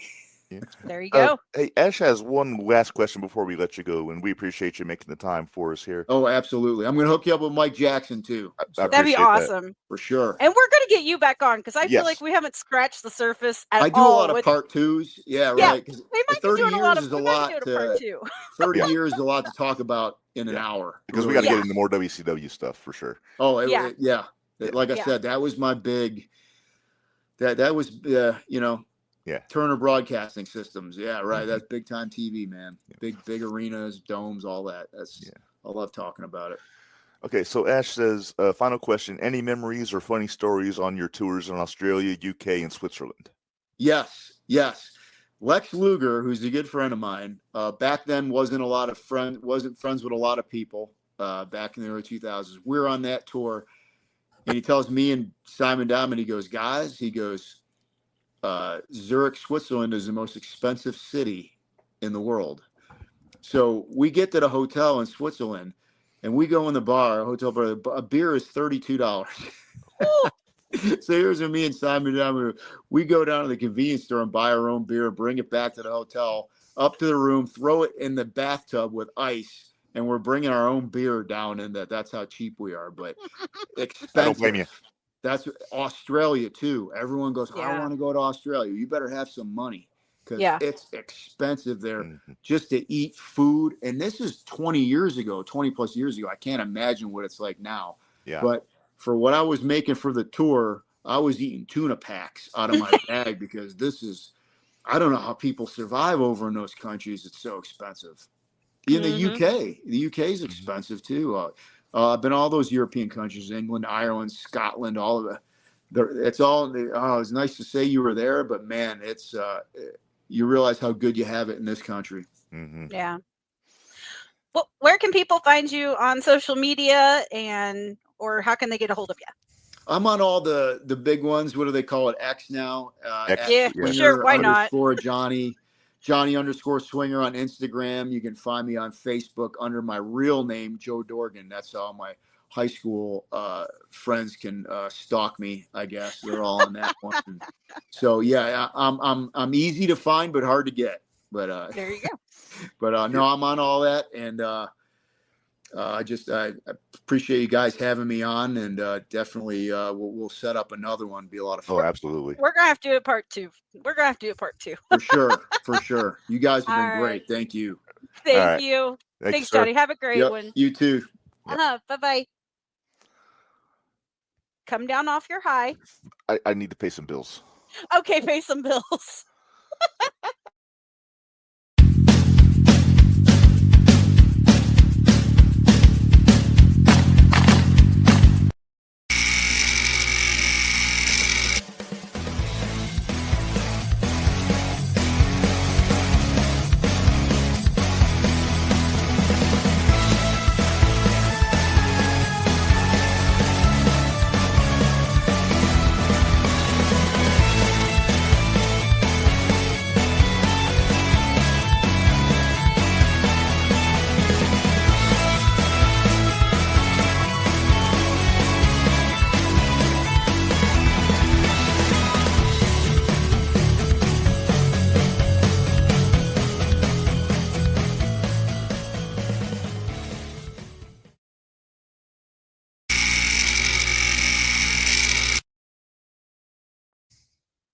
Whoops. Again, rusty. I'm kicking myself, Minderz. There's one question I forgot to ask. Of course there is. Because I asked the same question to all the ECW guys we talked to. I didn't ask them about Living Dangerously, the XPW hijack. We said we were doing a second one. Yes, I've already made a note. All right. Oh, guess what? I'll send you what I just got. That means guest number 2's here, Minderz. Guest number 2 is all right, here. I introduced the swingman. I'll let you do the honors on this one. Well, this is my adopted stepdaughter, Alex. Hi, Beth. Hello. How are you? Pretty good, actually. Good. So, how excited are you though? Because you've got a big trip coming up, and we're I we're do, gonna pivot just a little bit because you're one of our favorite wrestling fans. But you got a big trip coming up. We want you to talk about it. I do. I am going to Italy to go play some volleyball. It's a big week-long trip, and I actually literally just got off a meeting for it about half an hour ago. We had our like team meeting night, and then but yeah, I mean, I couldn't have done it without everybody. Honestly, it's been a lot of fundraising and trying to get money for it, and I'm super excited. It's a great experience and a great opportunity that I'm getting. Um, we found out today in our meeting that we might be able to help the Italian national team during the trip. Will be insane. Um, but yeah, I mean, I literally couldn't have done it without everybody helping me out. So probably it's awesome. I'm super excited. Rep, you got a question for her? All right. Well, I'm going to pivot Right. back to wrestling a little bit here. But Okay. so we've seen you at a couple of these expos, Square Circle Expo in Indianapolis. And how did you get? I think I know the answer. How did you get into wrestling? I imagine it's through your dad. You're my dad. Sorry, you Yeah. cut out for a second. Yeah. So when I was, I think it was 8, it was in 2018. We first started going up to Rocket Pro in Joliet. Um, he got booked on there, and we started going, and he got me a lot into wrestling. And I mean, it's been truly the experiences I've had. I've gained a family. I mean, obviously with y'all, and I've I've found people that I love to be around, and I've been able to grow in the business and grow as a person in general. I've gotten some of the best advice I've ever gotten from some wrestlers that I've met and become friends with. So yeah, I mean, my dad's awesome. I love my dad. Shout out my dad. I love him so much. Your dad is pretty great. He's good He people. got me into it. I love my dad. So, who are some of your favorite independent wrestlers? I already know the answer to all these questions, but I'm going to ask them anyway. You actually might not know part of it, but so first of all, you know the answer to this one. Lord Crew and Jake Omen. Those are definitely a couple of my top guys, and those guys are on like the bigger side of independent wrestling. And then kind of going down the tree of these guys are getting pretty big though. I love Hooks. Love Hooks. He's the best. And then Gunner Brave. I've known him since he was 18. We grew up together. Like, he's awesome. And then what's his first name's Juno. Juno Granger, I think. If I remember right. He's been kind of inactive. Wrestles a lot with MWA and Brian Blade up in out in Nebraska. I love him. He gave me some really good advice that stuck with me really well one day. And he's awesome. He's definitely one of my favorites. You know who I'm waiting for you to say? Your buddy Sabotage. You forgot. Well, you forgot Sabotage. Oh yeah, Dalton McKenzie too. I have too many favorites. It's hard to just pick a couple. I have to go. Well, don't forget about the Country Gentlemen. Oh, I do love them too. I love them all, man. There's like not really very many independent guys that I don't like. There's not a lot of them that don't know who you are too, which is really funny. Yeah. Alex, did you watch the episode when we had the Country Gentleman on? I did not. I honestly haven't gotten much of a chance to watch podcast right now because I have been crazy busy since I moved. It's been nonstop. I'll send it to you. You can download it and listen to it on the flight. Or watch. Got it. Or watch. Yeah. I'll probably listen. You might want to watch. That's fair. But Cindy asked me, where was I going with that? I just lost my whole train of thought. I don't know. Sabotage? Is that what you're going to talk about? No. Oh, Tyler Bodine is Alex's favorite wrestler. You blame Bari for that one. That's coming from Bari. I did grow up around him. I do like him. Uncle Tyler, I mean, you can't really ever deny that because he was kind of the first indie guy that I really met. I had pictures with him from my first ever wrestling show I ever went to. I was like that tall, which I'm still like that tall, Well, but yeah. I got to show you, Alex. I even got a picture of you to put up because since you are going to Italy, look. We got your. Oh, you do have that one. Yeah, I so that's a player do. card. They actually made these for us. Hang on, I have to message my mother back. Yeah, it looks awesome. But yeah, so they made those for us. And I got it a few months ago, but I just kind of started posting it kind of out there. I posted on my Instagram story one day, and my dad was like, "Can you send it to me?" And I was like, "Yeah, sure, I can." But yeah, they made those for us. The picture is from past volleyball season from sophomore year, and then it kind of just has all the details and stuff. I think it's awesome that they made those. I love it. Yeah. So you officially leave what, next Tuesday or this Tuesday? Next Tuesday, right? The 7th? I leave July 7th. That's the Monday. So Monday.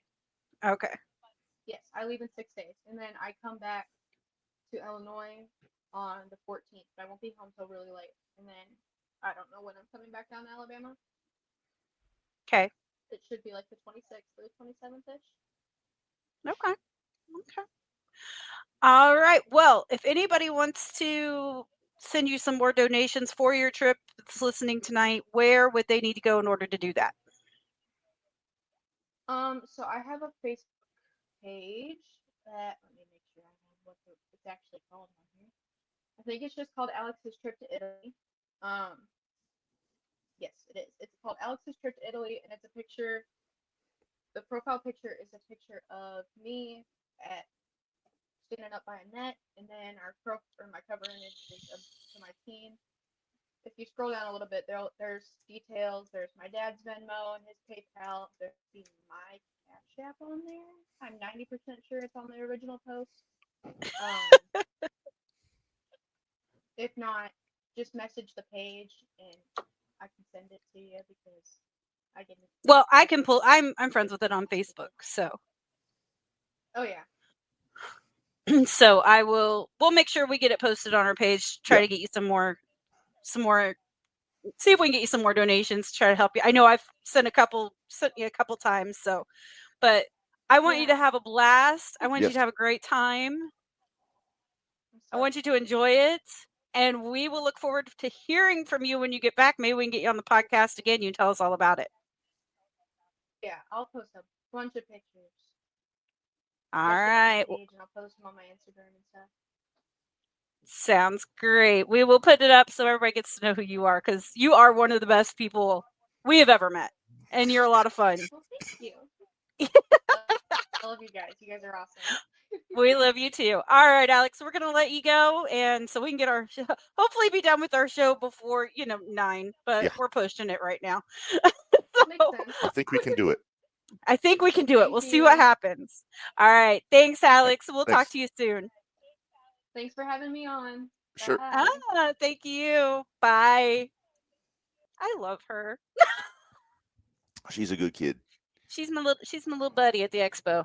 Yeah, we will put that information up on our Facebook page. For Alex's Trip to Italy is the name of the Facebook page she's running. Yep, she's heading to Italy. I'm so proud of her. She's so good. The eating's good in Italy. She's a good kid. Yeah, she is a good kid. All right. She has a lot of connections that we could take advantage of.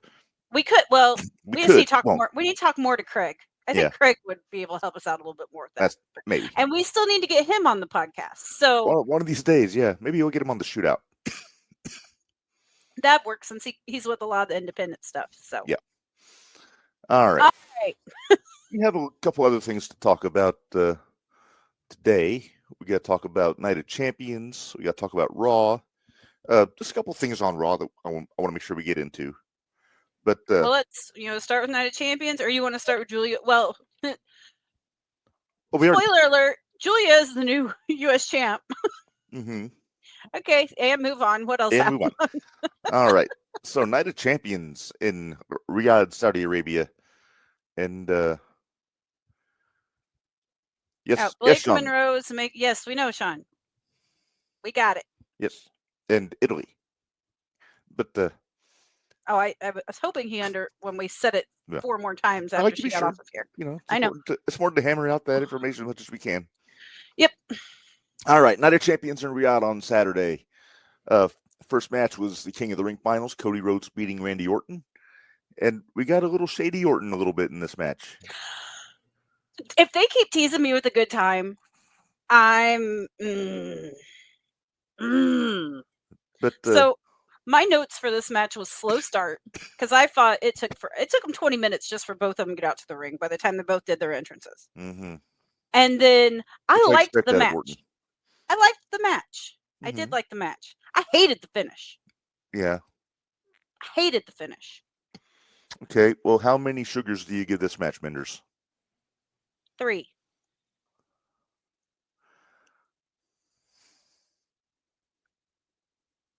What are you trying to do? Turn to get visible. Oh. Well, then take them down then, and then you can be visible again. All right, I'm going to agree. I'm going to give it 3 sadly with goes. Okay. It wasn't anything. It wasn't spectacular, but it wasn't bad either. No, it was just there. So. All right. Next up, street fight: Rhea Ripley versus Raquel Rodriguez. 2 ladies with the same initials wearing the same outfits. It was very confusing to me. I had to look for the orange on Rhea's. And then Roxy ran in wearing the same thing. Exactly. Well, I mean, you can't completely blame them, because I mean it is Saudi Arabia and they gotta play by the rules. But one of them was in Judgment Day. They could wear purple. Yeah, they're both in Judgment. They were both in Judgment Day at one point. All 3 of them. I will say though, how I'm not sure how I feel about Rhea looking beatable. Okay. I'm not sure how I feel about that. And it's got to be the right person. It's got to be somebody that's physically imposing, like a Raquel or I dare say a Charlotte.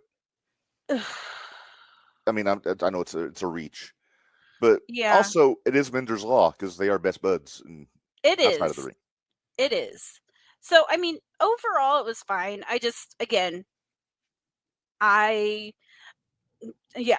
off to Rhea for holding together that avalanche riptide that she came up with, and but yeah, like you said, all of them were wearing the same damn outfit, and it was hard to figure out who was who. Except for wasn't wearing a black pleather singlet, right?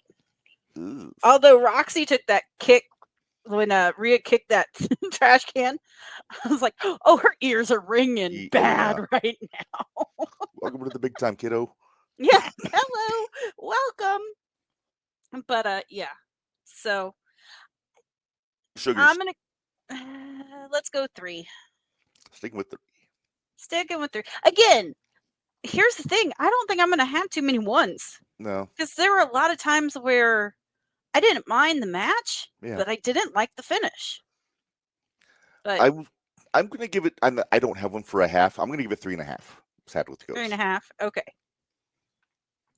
Yeah, don't start doing half faces. That can look funny. Yeah. All right. Next up, U.S. Championship Solo Sikoa challenging Jacob Fatu. That wasn't next. What did I miss? Sammy and Cross. Oh, Sammy and Cross. I forgot Sammy and Cross. I really enjoyed that match. Again, I didn't like the finish. Do you think Cross should have won? I do. I do think Cross should have won. I agree, but I don't know that they're going to have Sammy take a loss in the Middle East. I want Cross that we got.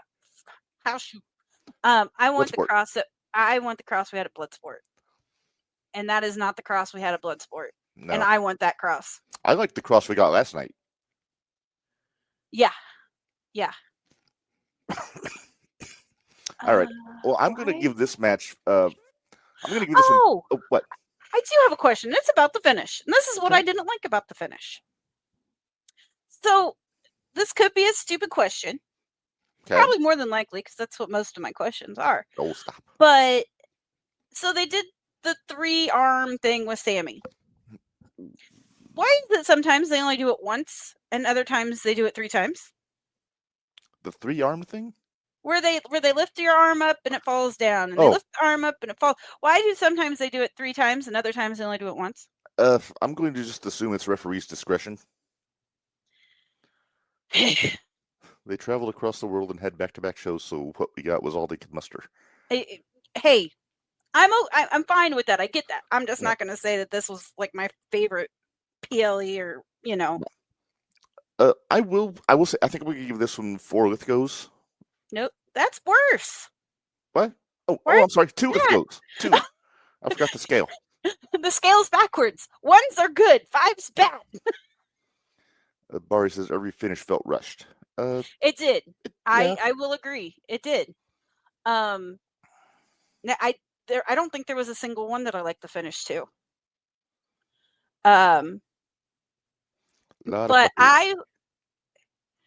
again, if we had a half, I would have probably given Sammy and Cross 1.5.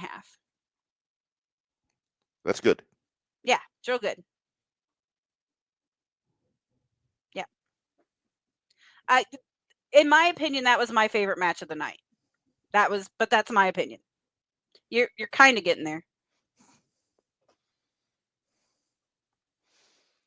Okay. Next. Now we have Fatu. Now we've got Fatu and Solo. Yeah.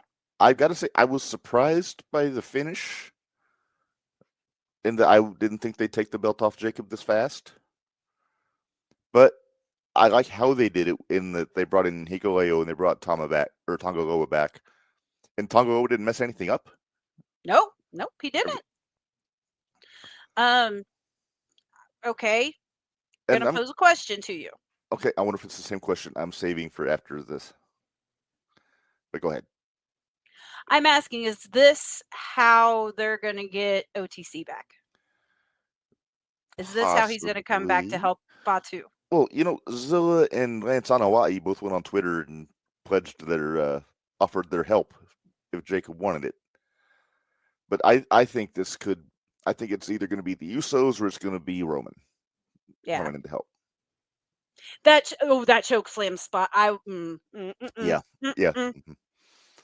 But yeah, I have another question about Jacob that I'm going to save till after we talk about Night of Champions. Okay. But this is one I'm going to give. I'm going to give this one 2 sad Lithgos. You know what? I'm going to agree with Bari. I needed more. I think we'll get more. I think there's got to be a rematch at some point. No, I'm sure there will. This is probably going to be the new feud for the next. This is the new Bloodline feud. Yeah, it's the new Bloodline feud. There's one every year. Exactly. I'm gonna stick with the 3 sugars. I'm gonna stick with 3 sugars. It kind of looks like she has a headset on when I do this. It does, which is kind of funny. Yeah, stop. Just stop. Okay. All right. Next up, Queen of the Ring. Jade Cargill, Asuka. You gave Asuka your good Judy of the week. I did. I'll say this: Jade looked awesome in the Storm getup. See, Bari and I are on the same wavelength. I think that's what's going to be War Games. I have questions about War Games, by the way. Okay, well, can we get to them after this? Yes. Well, okay. Oh yeah, it's called a tease.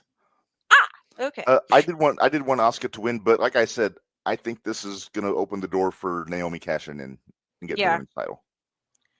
I made a joke when I was watching. One of the things was that Jade, there were different things that Asuka did that would have injure like a knee or a leg or the arm, and all I said was, "Daddy said so." Cody said so. Cody said so. Sean says War Games should involve Seth. I don't know about that. Nope. Especially if what I think is going to happen Saturday happens on Saturday. Exactly. But this one, I'm gonna give this one 3 Sadler goes. I'm gonna give it three sugars. Okay. Like I said, again, I feel bad they're all the same, but I didn't feel like they were bad matches. They just weren't. Yeah, I've seen better out of just about everybody. I'm gonna agree with Barry there, and that's the whole reason why Asuka got Jade my was a little blowed Judy. up in that match. Yeah. Oh yeah. Mm-hmm. All right, well, let's get into main event, Minderz. Undisputed Barry, championship. I think Barry just said what you're getting to. Yeah, he says he'll be champ by Survivor Series. I think he'll be champ by Saturday. I think he'll be champ by next Saturday. Yeah, I think he'll be champ at next Saturday. But anyway, main event time: Cena versus Punk. Like we said, this has been confirmed. This would be the last time that these two would have a match. Yes. And it was good. It was a good match. It was a very good match. Little fuckery at the end. Seth with the briefcase. Sean, we're getting there. We're getting there, Sean. He can't wait. We've got him on the edge of of his horses. Seat. Find some horses. Hold them. I don't have a sound effect for horses. This one I'm going to give to 2 Lithgows. 2 Lithgows? 2 Lithgows. I'd probably do 2. 2 sugars? Well, I guess, yeah, 2 sugars. That's how I take my coffee. 2 sugars. Is it 2 sugars? Hopefully not my sugars, but okay. No. Like your sugar would have anything to do with me. Right. So this is where my good hoot came in though too. Mm-hmm. Because this is where poor Charles Robinson got yeeted across everything. Bless you picking hard. Yeah, bless his little pee picking hard. We should have asked Johnny Swinger about working with Charles Robinson. We should. Are you making notes for the next show? Give me a second. All right. Well, here's my thing though. The slam that Reed and Breaker did through the announce table to Punk, I cringed. Yeah. I cringed because Braun didn't have a hold of him yet, and Bronson went ahead and threw him. And I thought, not a lot of time. They need a little work on their timing. Yes, they need to work on their timing. Barry says, I love the finish. It's typical Cena now in a protected Punk. Cena is a step slow, so the fuckery is needed. Right. I'd agree with that. I mean, I understood why they did Cena hit an AA on Bronson, which was pretty darn impressive. That's, yeah. Well, and again, I understand why the finish was that way. I just... You won the clean finish. Well, the finishes just fell flat for me for the whole show. So I think it made sense. Rollins would screw Punk over. Well, yeah, because that was his thing. He's been saying, I don't want Punk has said the same thing. He said Punk's not going to let Rollins cash in. Exactly. All right. So that is Night of Champions. So I have a question. Okay. Well, actually, I have a couple questions. I just want to see what you think about my hypotheses. Are we sharing a brain again or no? I don't know. We're going to find out. We're going to find out. Rikishi has been pretty vocal about the way his kinfolk have been booked the last few weeks. Okay. Even going back to, I forget when, I think it was Uso's first shot at Gunther. Is it possible that Rikishi is not doing these guys any favors by getting in somebody's ear? He might not be. He very well might not be. Here's my thing is that I don't feel like I get how Solo and all these guys are coming in and they're all the Samoans, and I get it. I understand that. However, they do not have the same star power as Jay and Jacob. Roman. No, I'm talking. Are you adding Jacob to the list? Yeah, yeah. I think Jacob's got an it factor to him that puts him above like Solo and the Tongans. He does. And we said that though from the get-go when they put Solo in the bloodline to begin with. Hey, who was my first pick in our original fantasy draft? Jacob Fatu. Yep. And you were mad at me. I was very upset with you. But not as mad as you were Wednesday. Yeah. We're going to talk about that one. That's all right. Remember how mad you were at me from our first tag team picks? I wasn't happy. You were not happy with me. I didn't take it well. I may have acted inappropriately. A little bit. Okay. And next question. Do Jacob Fatu and Jacob Fatu and Jey Uso need a championship at this point? I say don't Jay think doesn't. so. I don't think Jay does. Definitely. And I honestly don't think Jacob does. I think Jacob is going to do better as being the baby face that chases the heel. Jacob is a very underrated babyface. Exactly. I mean, he's a monster, awesome heel, but he can work babyface. He can do it. Well, and especially in the situation they're in now with it being Mhm. family oriented and everything Yeah. else, he needs to work babyface. Yeah. Sean wants to know, when does Roman come back and who does he target? I'm thinking it depends on when the rematch is. Yeah. Jacob and Solo, and I think it's whenever that Probably- happens at SummerSlam, probably. I'm guessing SummerSlam. And then guessing. then maybe go after Solo, Yeah. or he might go after Rollins. You never know. He still has He business with should- Paul. Well, when's the draft? Have they decided when the draft I is don't know yet? that they've announced when the draft is. Because I think that's going to have a lot to do with it. Depends on what show he goes to. Right. So it's 'Cause one of those remains honestly- to be seen things. I wouldn't hate it if Roman wouldn't be the one that screws up Seth's cash in. I don't want anybody to screw up Seth's cash in. I want Seth to successfully cash in, As long as it's Especially- next weekend. especially if it's Oldberg winning the belt. Right, exactly. Man, he was putting Goldberg over, and I was Sean- like, I just said it. He has beef with Yeah. Rollins. he has beef with Rollins. And Rollins was still the only one that never lost to Roman while he had the title. He never Yeah. tapped out No, because he passed out. It was a ref stoppage. Roman has never beaten Rollins. Correct. Even that Royal Rumble when Rollins challenged Roman, it was a DQ, Yep, and Rollins won by DQ. exactly. So So Yeah. there's still some story there. there's story there.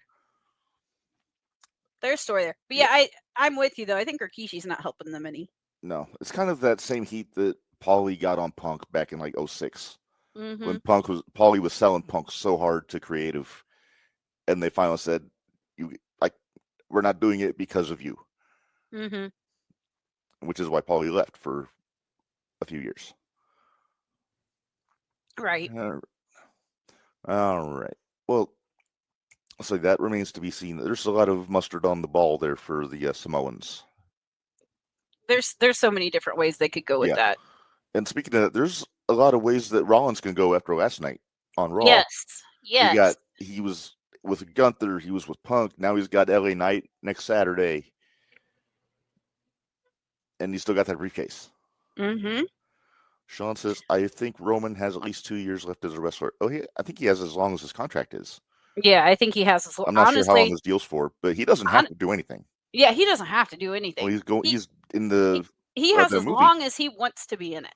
Mm-hmm. He has as long as he wants to be in it. Mm-hmm. And I got a feeling that WWE's going to try to hang on to him as long as they can. Oh yeah. Yeah. Because he's still. To quote Corny, he has gone away, so we miss him, Mm-hmm. and now we're ready for him to be back. We're ready to come back and see what he's going to do. Yep. He knows when to walk away, to paraphrase Kenny Rogers. Correct. All right. We're talking about Raw. Can I talk about maybe my favorite match of the year so far? Sure, it's probably mine too. Because you know I love my Haas fights. Oh, Sean says contract ends after next year's Mania. So who knows? He may kind of hang it up. You never know. Banger. Haas fight. Banger. Haas fight. Banger. Both. It's a banger of a Haas fight. Yeah, there you go. That was so good. Sheamus and Rusev. so good.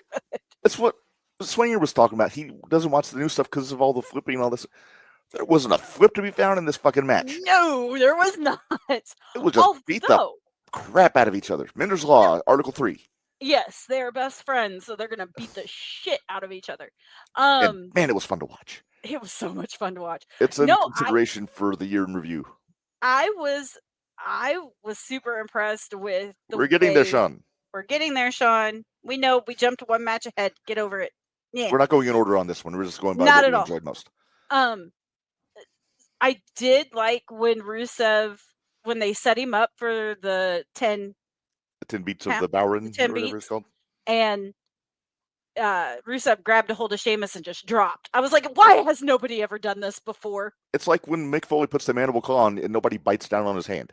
Right. It's like, Person why says it has was nobody stiff. done this? Reminded me of Regal, Belfast Bruiser, Uncensored 96. Hey, Not what does Sheamus's chest look like today? I'm just curious. I'm going to guess hamburger. Perhaps blood pudding. Probably blood pudding. Yeah. Ugh. That was But they such probably a good went out match, and though. had a pint after the show was over. Oh, I'm sure. No, they had a pint in the back. What the hell are you talking about? You think Sheamus brings a cooler of Guinness with him everywhere he goes? Oh, I'm sure he does. I'm sure he's just like Steve Austin and brings at least a cooler. Or Christian Rose? Yeah, exactly. Such a good match last night. Yeah. Rusev has been on fire since he came back. I love that they're pushing him the way they're pushing him as a monster heel, and I love it. Yes. I love it. All right. So Sean mentioned it. We have new tag team champions, which I have to say surprised me. Oh, it didn't me. I'm not complaining. I really like Balor and McDonough as a tag team. Well, and I think it works with them wanting to put the Judgment Day over as having all the gold, which they do now. And I'm seeing people all over Facebook saying that the New Day's heel turn has failed, and I don't see it. I don't either. What do they mean it's failed? I think because they lost the belts, they got squashed, they're getting buried. But here's the thing: no, if Xavier doesn't make a meal out of losing the tag team championships, I'll be very surprised. Right? He will complain. Oh yeah, and he will be angry. Kofi will too. Oh yeah, they both will. Also, can we just point out Xavier looked jacked? You know what? I will say. Trunks. Everybody at WWE, in my opinion, there is not one there. You do not see a little beer belly on any of them anymore. No. I watched not too long ago Lethal Consequences in TNA when they won the tag titles from Beer Money, which was Jay Lethal and Consequences Creed. Yeah. This is a completely different Austin Creed than what we saw in TNA. He has got muscles on top of muscles. Yep. He's got charisma. I mean, he had charisma then, but he's a better talker. It's just good stuff. He's had a lot of practice. He's had a lot of practice talking. Yes. Sean says all of them have gold now until Roxanne and Raquel lose. They aren't going to lose anytime soon. Although they do have, come on. Okay, let's get to it first. Okay. Aldis and Pierce were discussing the women's tag team championship. Mm-hmm. And Finn Balor, so helpful. Oh, isn't he? He's such a great guy. But he had a good idea. He said that Raquel has worked too hard to have the belts just stripped away. Mm-hmm. So he offered Roxanne as a substitute partner for Liv, which makes sense. Mm-hmm. They were okay with it. I did like how Dominic was like, I need to talk to Liv first. Yeah. He's like, no, make a decision. Grow some balls, man. Grow some balls, man. But so they said Saturday night's main event, I believe it is, they're having a 4-way match, right, for the tag titles. Is it Saturday Night Main Event or Evolution? No, I think you're right. I think it's Evolution. It's Evolution. But it's Raquel and Roxy against a team from Raw, a team from SmackDown, and a team from NXT. Right. So now the question is, who is it? That was my question. I want to know who it is. I'm wondering, are we going to get Kabuki Warriors? Maybe Asuka and Kairi? Maybe. That's the only team I can think of that's still there. Sean says Liv won't be happy about it. She will babyface when she returns, probably. Yeah, I'm guessing that's what's going to happen. I'm inclined to agree with that. SmackDown tag teams.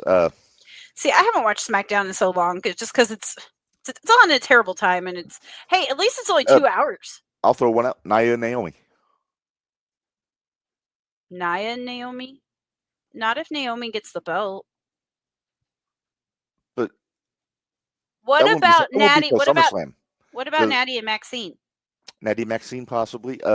Naomi won't get the belt till SummerSlam because that's when Jade's title shot is. Oh, okay. But it also depends on who's in the Battle Royal. Right. NXT. I'm thinking maybe Zarya and Sol Ruka. Sol still has her belt, doesn't she? Yeah, but that doesn't mean she's going to be defending it on the pay-per-view. She should. Oh, Charlotte and Alexa. I forgot about that. Yeah. I wondered about what about Fallon and What's her name? yeah, Not exactly. Izzy. Not JC, the other one. Yeah, the Sean. Sean. Help. But no, that No makes sense. spoilers today either, Sean. No spoilers. No. So far, we've been doing good. I think they got Great American Bash that same weekend, don't they? God, how much shit do they have going They on got a that lot of shit weekend? going on that weekend. Because And it's my mom's birthday, so I can't watch it all as it happens. Jasmine Nix. Jasmine there we Nix. Thank you. Thank you. But yeah, I think Great American Bash is like early in the day, main events at the evening, and then Evolution's the next day. But I might be wrong about that. Okay, hold on. I'm looking it up. You talk so that stupid music doesn't play, and let me figure this out real quick. Let me find out when Great American Bash is, because Saturday night main event is the 14th. Evolution's the 15th. Mm-hmm. Great American. I hate you. Doing this to me. That works. I like the crickets better than I like the music. Oh, it's that following Tuesday. Oh, it's on like NXT's regular time slot. Yeah, that's what I'm guessing anyway. Evolution in 2 is the 13th.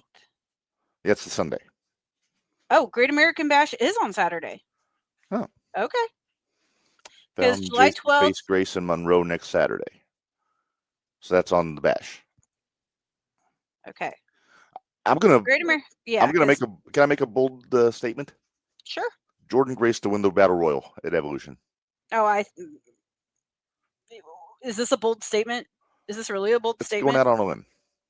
I don't think you're going out on any limb. Well, that's also knowing nobody else in the Battle Royal at the moment. Again, I don't think you're going out on a limb. I think that's who they're gonna push. But okay. At least we don't have to make picks till next week. Right. Which we will on Tuesday, Sean. We will on Tuesday. So listen Tuesday, Sean. Okay. Excuse me. You all right? I'm good. I'm good. Keep fighting. Keep fighting that cold. All right. So I think we're actually doing pretty well. I think we have one last order of business today, Minderz. Nah, we got to talk about the tag team last night. Sami Zayn and Penta versus. You mean the tale of two sellings? Yeah, the tale of two sellings. Jordan has the title shot at Evolution, so she won't be winning the Battle Royal. Oh well, shit. Poop. That's an Evolution. I don't even know anymore. I give up. She's got the tag match at the Bash. Evolution, she got the title shot. Okay. I got it. Okay, so Sami wrapped up like the mummy because Cross hit him with the pipe. We have a friend who was very upset by the end of that match. Oh, do we?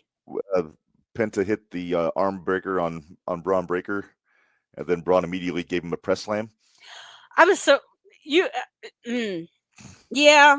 I know he was upset. Yeah, but you know what? I don't blame him. He's got a point. He does have a point. And I'm going to agree with you, because you even made the point of, if you're going to do that, maybe not do a press slam right after. Mm-hmm. Which Braun should have rolled out. Bronson should have come and got some exactly. Yep. And he should have sold that shoulder at Clash in Berlin. Who's they? I'm confused. Sean, clarify. Can we make a point real quick? How cool Seth's new briefcase looks? I do like it. It doesn't have that Cash App emblem on it anymore. No. Is he going to put an 8x10 in there? He should. How great would it be if he cashed in on trust? Oh. He would do a trust cash in. Uh-huh. Jackass. Classic. Jackass. And that's meant towards you. The winner of the Battle Royal at Evolution gets a title match at the Clash. Okay. Got it. Thanks, Sean. Okay. Thanks for clarification. Yes. So we got the Punk run in. He got beat up. Mm-hmm. Then LA Knight beat him up. then they saved Jey Uso for the end of the show. yep. And the two biggest pops they got last night were the beginning and the end of the show with Ripley and Uso. Yeah. Oh, we didn't talk about Gunther. Oh yeah, we got to talk about Gunther. Because he A little spicy. got spicy last night. I liked it a lot. Now, okay. Is this terrible to say? Probably. We go on. I don't think Goldberg could hang with Jay, and that's why they took the belt off of Jay. Maybe they just thought Gunther was a better matchup because Gunther can lead a match better. I don't know, but I don't think Gunther is obviously the better choice for the simple fact of Goldberg, but yeah, I don't think Goldberg could have kept up with Jay and been able to do the things that Jay would need him to do. And would Jay be able to adjust? And I don't think so. I mean, I know because he adjusted to Gunther, but Gunther adjusted to him too. Goldberg is. So, and well, isn't this supposed to be like Goldberg's retirement match? His match. Isn't that what they said last night, though? Yeah. Yeah, it's his retirement match. So if he does win the belt, that pretty much, I think it guarantees the cash in. Mm-hmm. Unless they're going to vacate the title and start over with the tournament, which I hope they don't do. Dear God, no. No tournaments. No tournaments. No we just had a King of the Ring. We just had a King of the Ring. Not too terribly long ago, we had the Intercontinental and the U.S. Championship. I mean, I know it's been a minute. That's women, but yeah. We got the Continental Classic coming up. Or is it the Unified Classic now? Because I don't freaking know what it is. You got to tell me these things because I don't watch AEW. Well, see, but you forget. So, although now wait, because you've got Great American Bash, you've got Saturday Night Main Event, and then you have Evolution, right? Mm-hmm. Is y'all in that weekend too? The 12th is all in. So there's a whole lot of wrestling on. Yeah, we've got a lot. We've got a lot to predict. A lot to watch. That might be the long episode. I thought tonight was going to be the long episode. Yeah, no, next weekend will be the long or next week will be the long episode. Sean asked, "Does Mercedes lose to Tony?" We'll be making picks next Tuesday. Next Tuesday, we will tell you what we think. And we will, because I need some time to ruminate on that because I'll give it up to Beast Mortez or isn't it Frank the Lawyer? Yeah, Frank the Lawyer. Give it up to Mercedes for helping out Frank the Lawyer. Got him in the main event. Yep, twice. Can I make a point? Huh? Can Adam Page just do all of his promos in Spanish because that actually was good.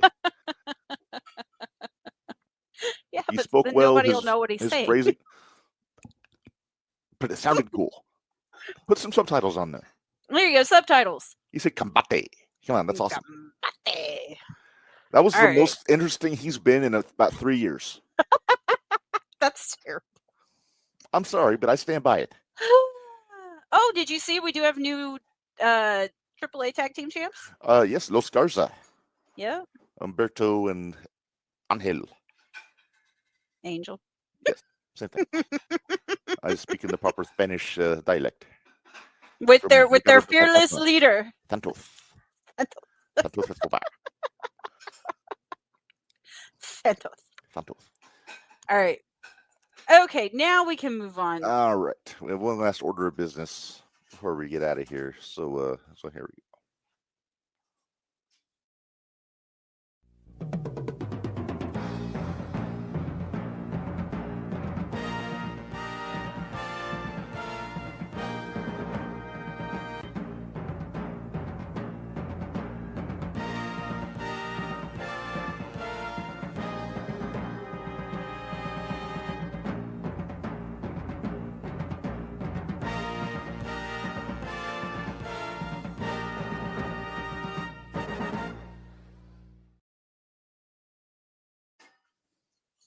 All right.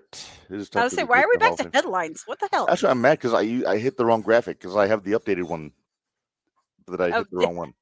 I was like, wait a minute. Okay. Well, anyway, it is time for the JTR Hall of Fame Minderz, and number one, you're going to enjoy it, and number two, it's kind of topical with what we were talking about a little bit earlier. Okay, Are you ready? I am. Do I have a drum? I have a drum.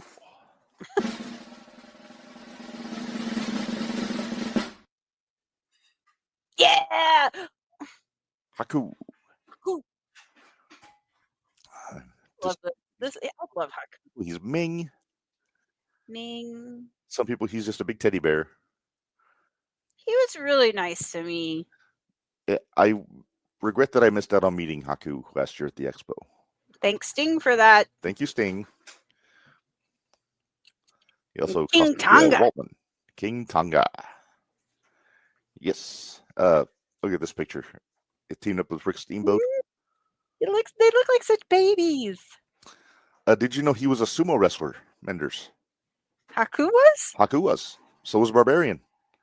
Wow. They harvested sumo wrestlers from Tonga. Okay. Then afterwards, he got into the professional wrestling. He had his run as King Tonga briefly. Then I think one of my favorite iterations of Haku was the Islanders, Yeah. the Tonga Kid. Tonga Kid, for those who don't know, Jacob Fatu's father. Yes. Of course, Haku is the father of the Gorillas of Destiny, Tamatonga, Tongaloa, Hikuleo. I'm sorry, Hikuleo. Talatanga. He is Talatanga now, not Hikuleo. Whatever. I can't believe they never got a tag team title run with the Islanders. Oh, there you go, Bari with Haku at the Expo. There you go, Bari. You got yours? Yep. They're mine. Uh-huh. Well, you were busy standing in line with Sting. Yes. All right, so the Islanders end when Tama leaves, and then Haku seamlessly transitions into the kingdom of the WWF, taking the throne from Harley Race. One of my favorite underrated matches from the '89 Royal Rumble, Harley and Haku, Yeah. with You know what? Heenan I on was the outside thinking- cheering them both on. I have his picture around here somewhere. Harley or Haku? Hold on. Haku. Hold on a minute. You All right. talk. I'm going to keep talking about the King Haku. I was popped. He had the foot guard on to protect his bare foot that he used to kick people in the face. And I don't know how, I don't remember how I felt when King Duggan beat him for the throne. What do you have? Are you going to read a speech? I finally got it all in a folder.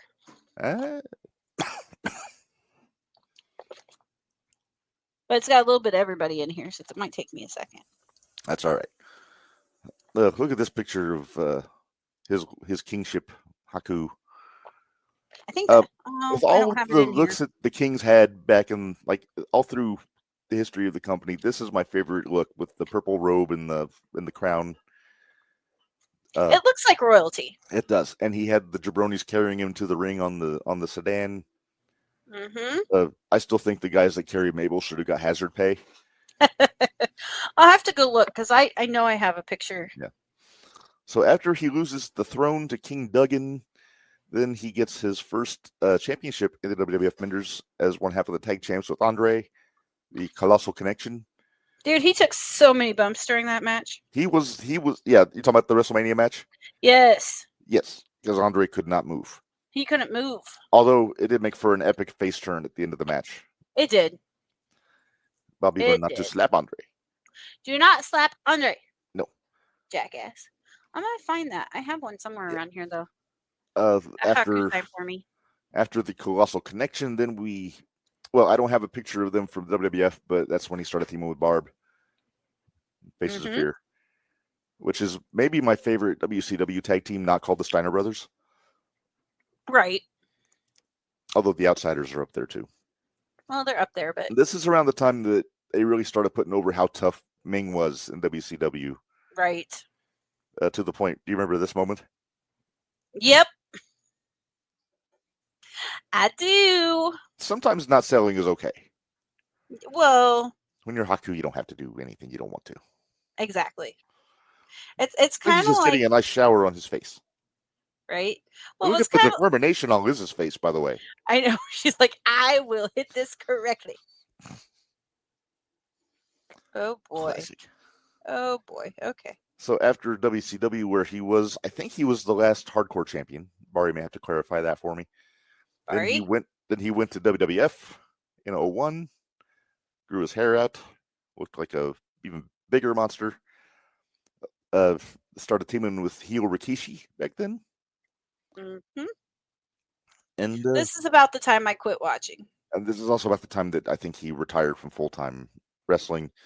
Of course, his sons, Tamatonga Tangaloa, also Hikaleo, who's not in the picture, but he would start like accompanying the Tongans to ringside in New Japan here and there.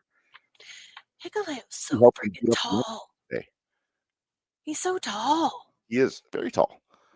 But I remember when he and the Tongans beat the piss out of the Young Bucks and Cody and Omega when they really put the rift in the Bullet Club. Sorry by me. And look at him there, just chilling. Yeah. I don't have the picture, but he was last seen at WrestleMania when Jacob Fatu won the U.S. title. Yes. And probably pound for pound the toughest man ever to live. Yes. Bit a man's nose off at a Hooters. Pull the guy's eye out, but put it back in Put it back in. because he's a nice guy. Yeah. He's a nice guy like that. Yeah. Well, congratulations, Haku. Big congratulations to Haku, our latest. Again, inductee this in is the Hall another one of Fame. those. How is he not in it already? That's true. All right. Well, Minderz, I think that covers everything we had, and we're coming in delightfully under schedule. I know. I thought we wouldn't be done till 9. I'm excited about this. Yep. All right. Well. All right. So tomorrow on the Indie Wrestling Shootout, we will be joined by the King of Thrash, Justin Poole from IEW. I will be in a grumpy mood. You might be mad at me, at least for a little bit. Yep. The ECW Extreme FN Review podcast will be talking about the fallout from Hardcore Heaven 2000. Oh crap! We gotta do that tomorrow night too, don't we? Yeah. Unless you want to do it all on. Well, no, we can't do it Thursday because we're gonna be busy for holiday festivities. Yeah. We have to do one at a like- time for the next couple weeks. Nothing like jumping right in back to it. Yeah. While potentially sick. Yeah, let's have fun with that. Yeah. Although I guess technically we wouldn't have to do it this week if you don't feel up to it. Well, no, we need one because we're caught up, so we need to have one for Friday. Oh, we don't have one for Friday? Mm-mm. Oh shit. Okay. So we do have to do one tomorrow. We do have to do one tomorrow. All But right. we can. We're gonna make it happen. We're gonna make it To happen. paraphrase Chicago. All right. Well, until next week. Also, huge thank you to Johnny Swinger for joining us. And Alex Hansen. Bon voyage to our friend Alex on Be her careful. trip to Italia. Send Safe us journey. lots of pictures. Yes. Enjoy the food. Yes, enjoy the food. Yes. Kind And, of jealous about that one. Yeah. Thanks to everybody that had questions. Yes, in the chat. appreciate it. That does help us out a lot when people throw questions in there. And so until next time, for Minderz, this is Reb reminding y'all life is hard, work stiff. We'll see you guys next time. Thanks, guys.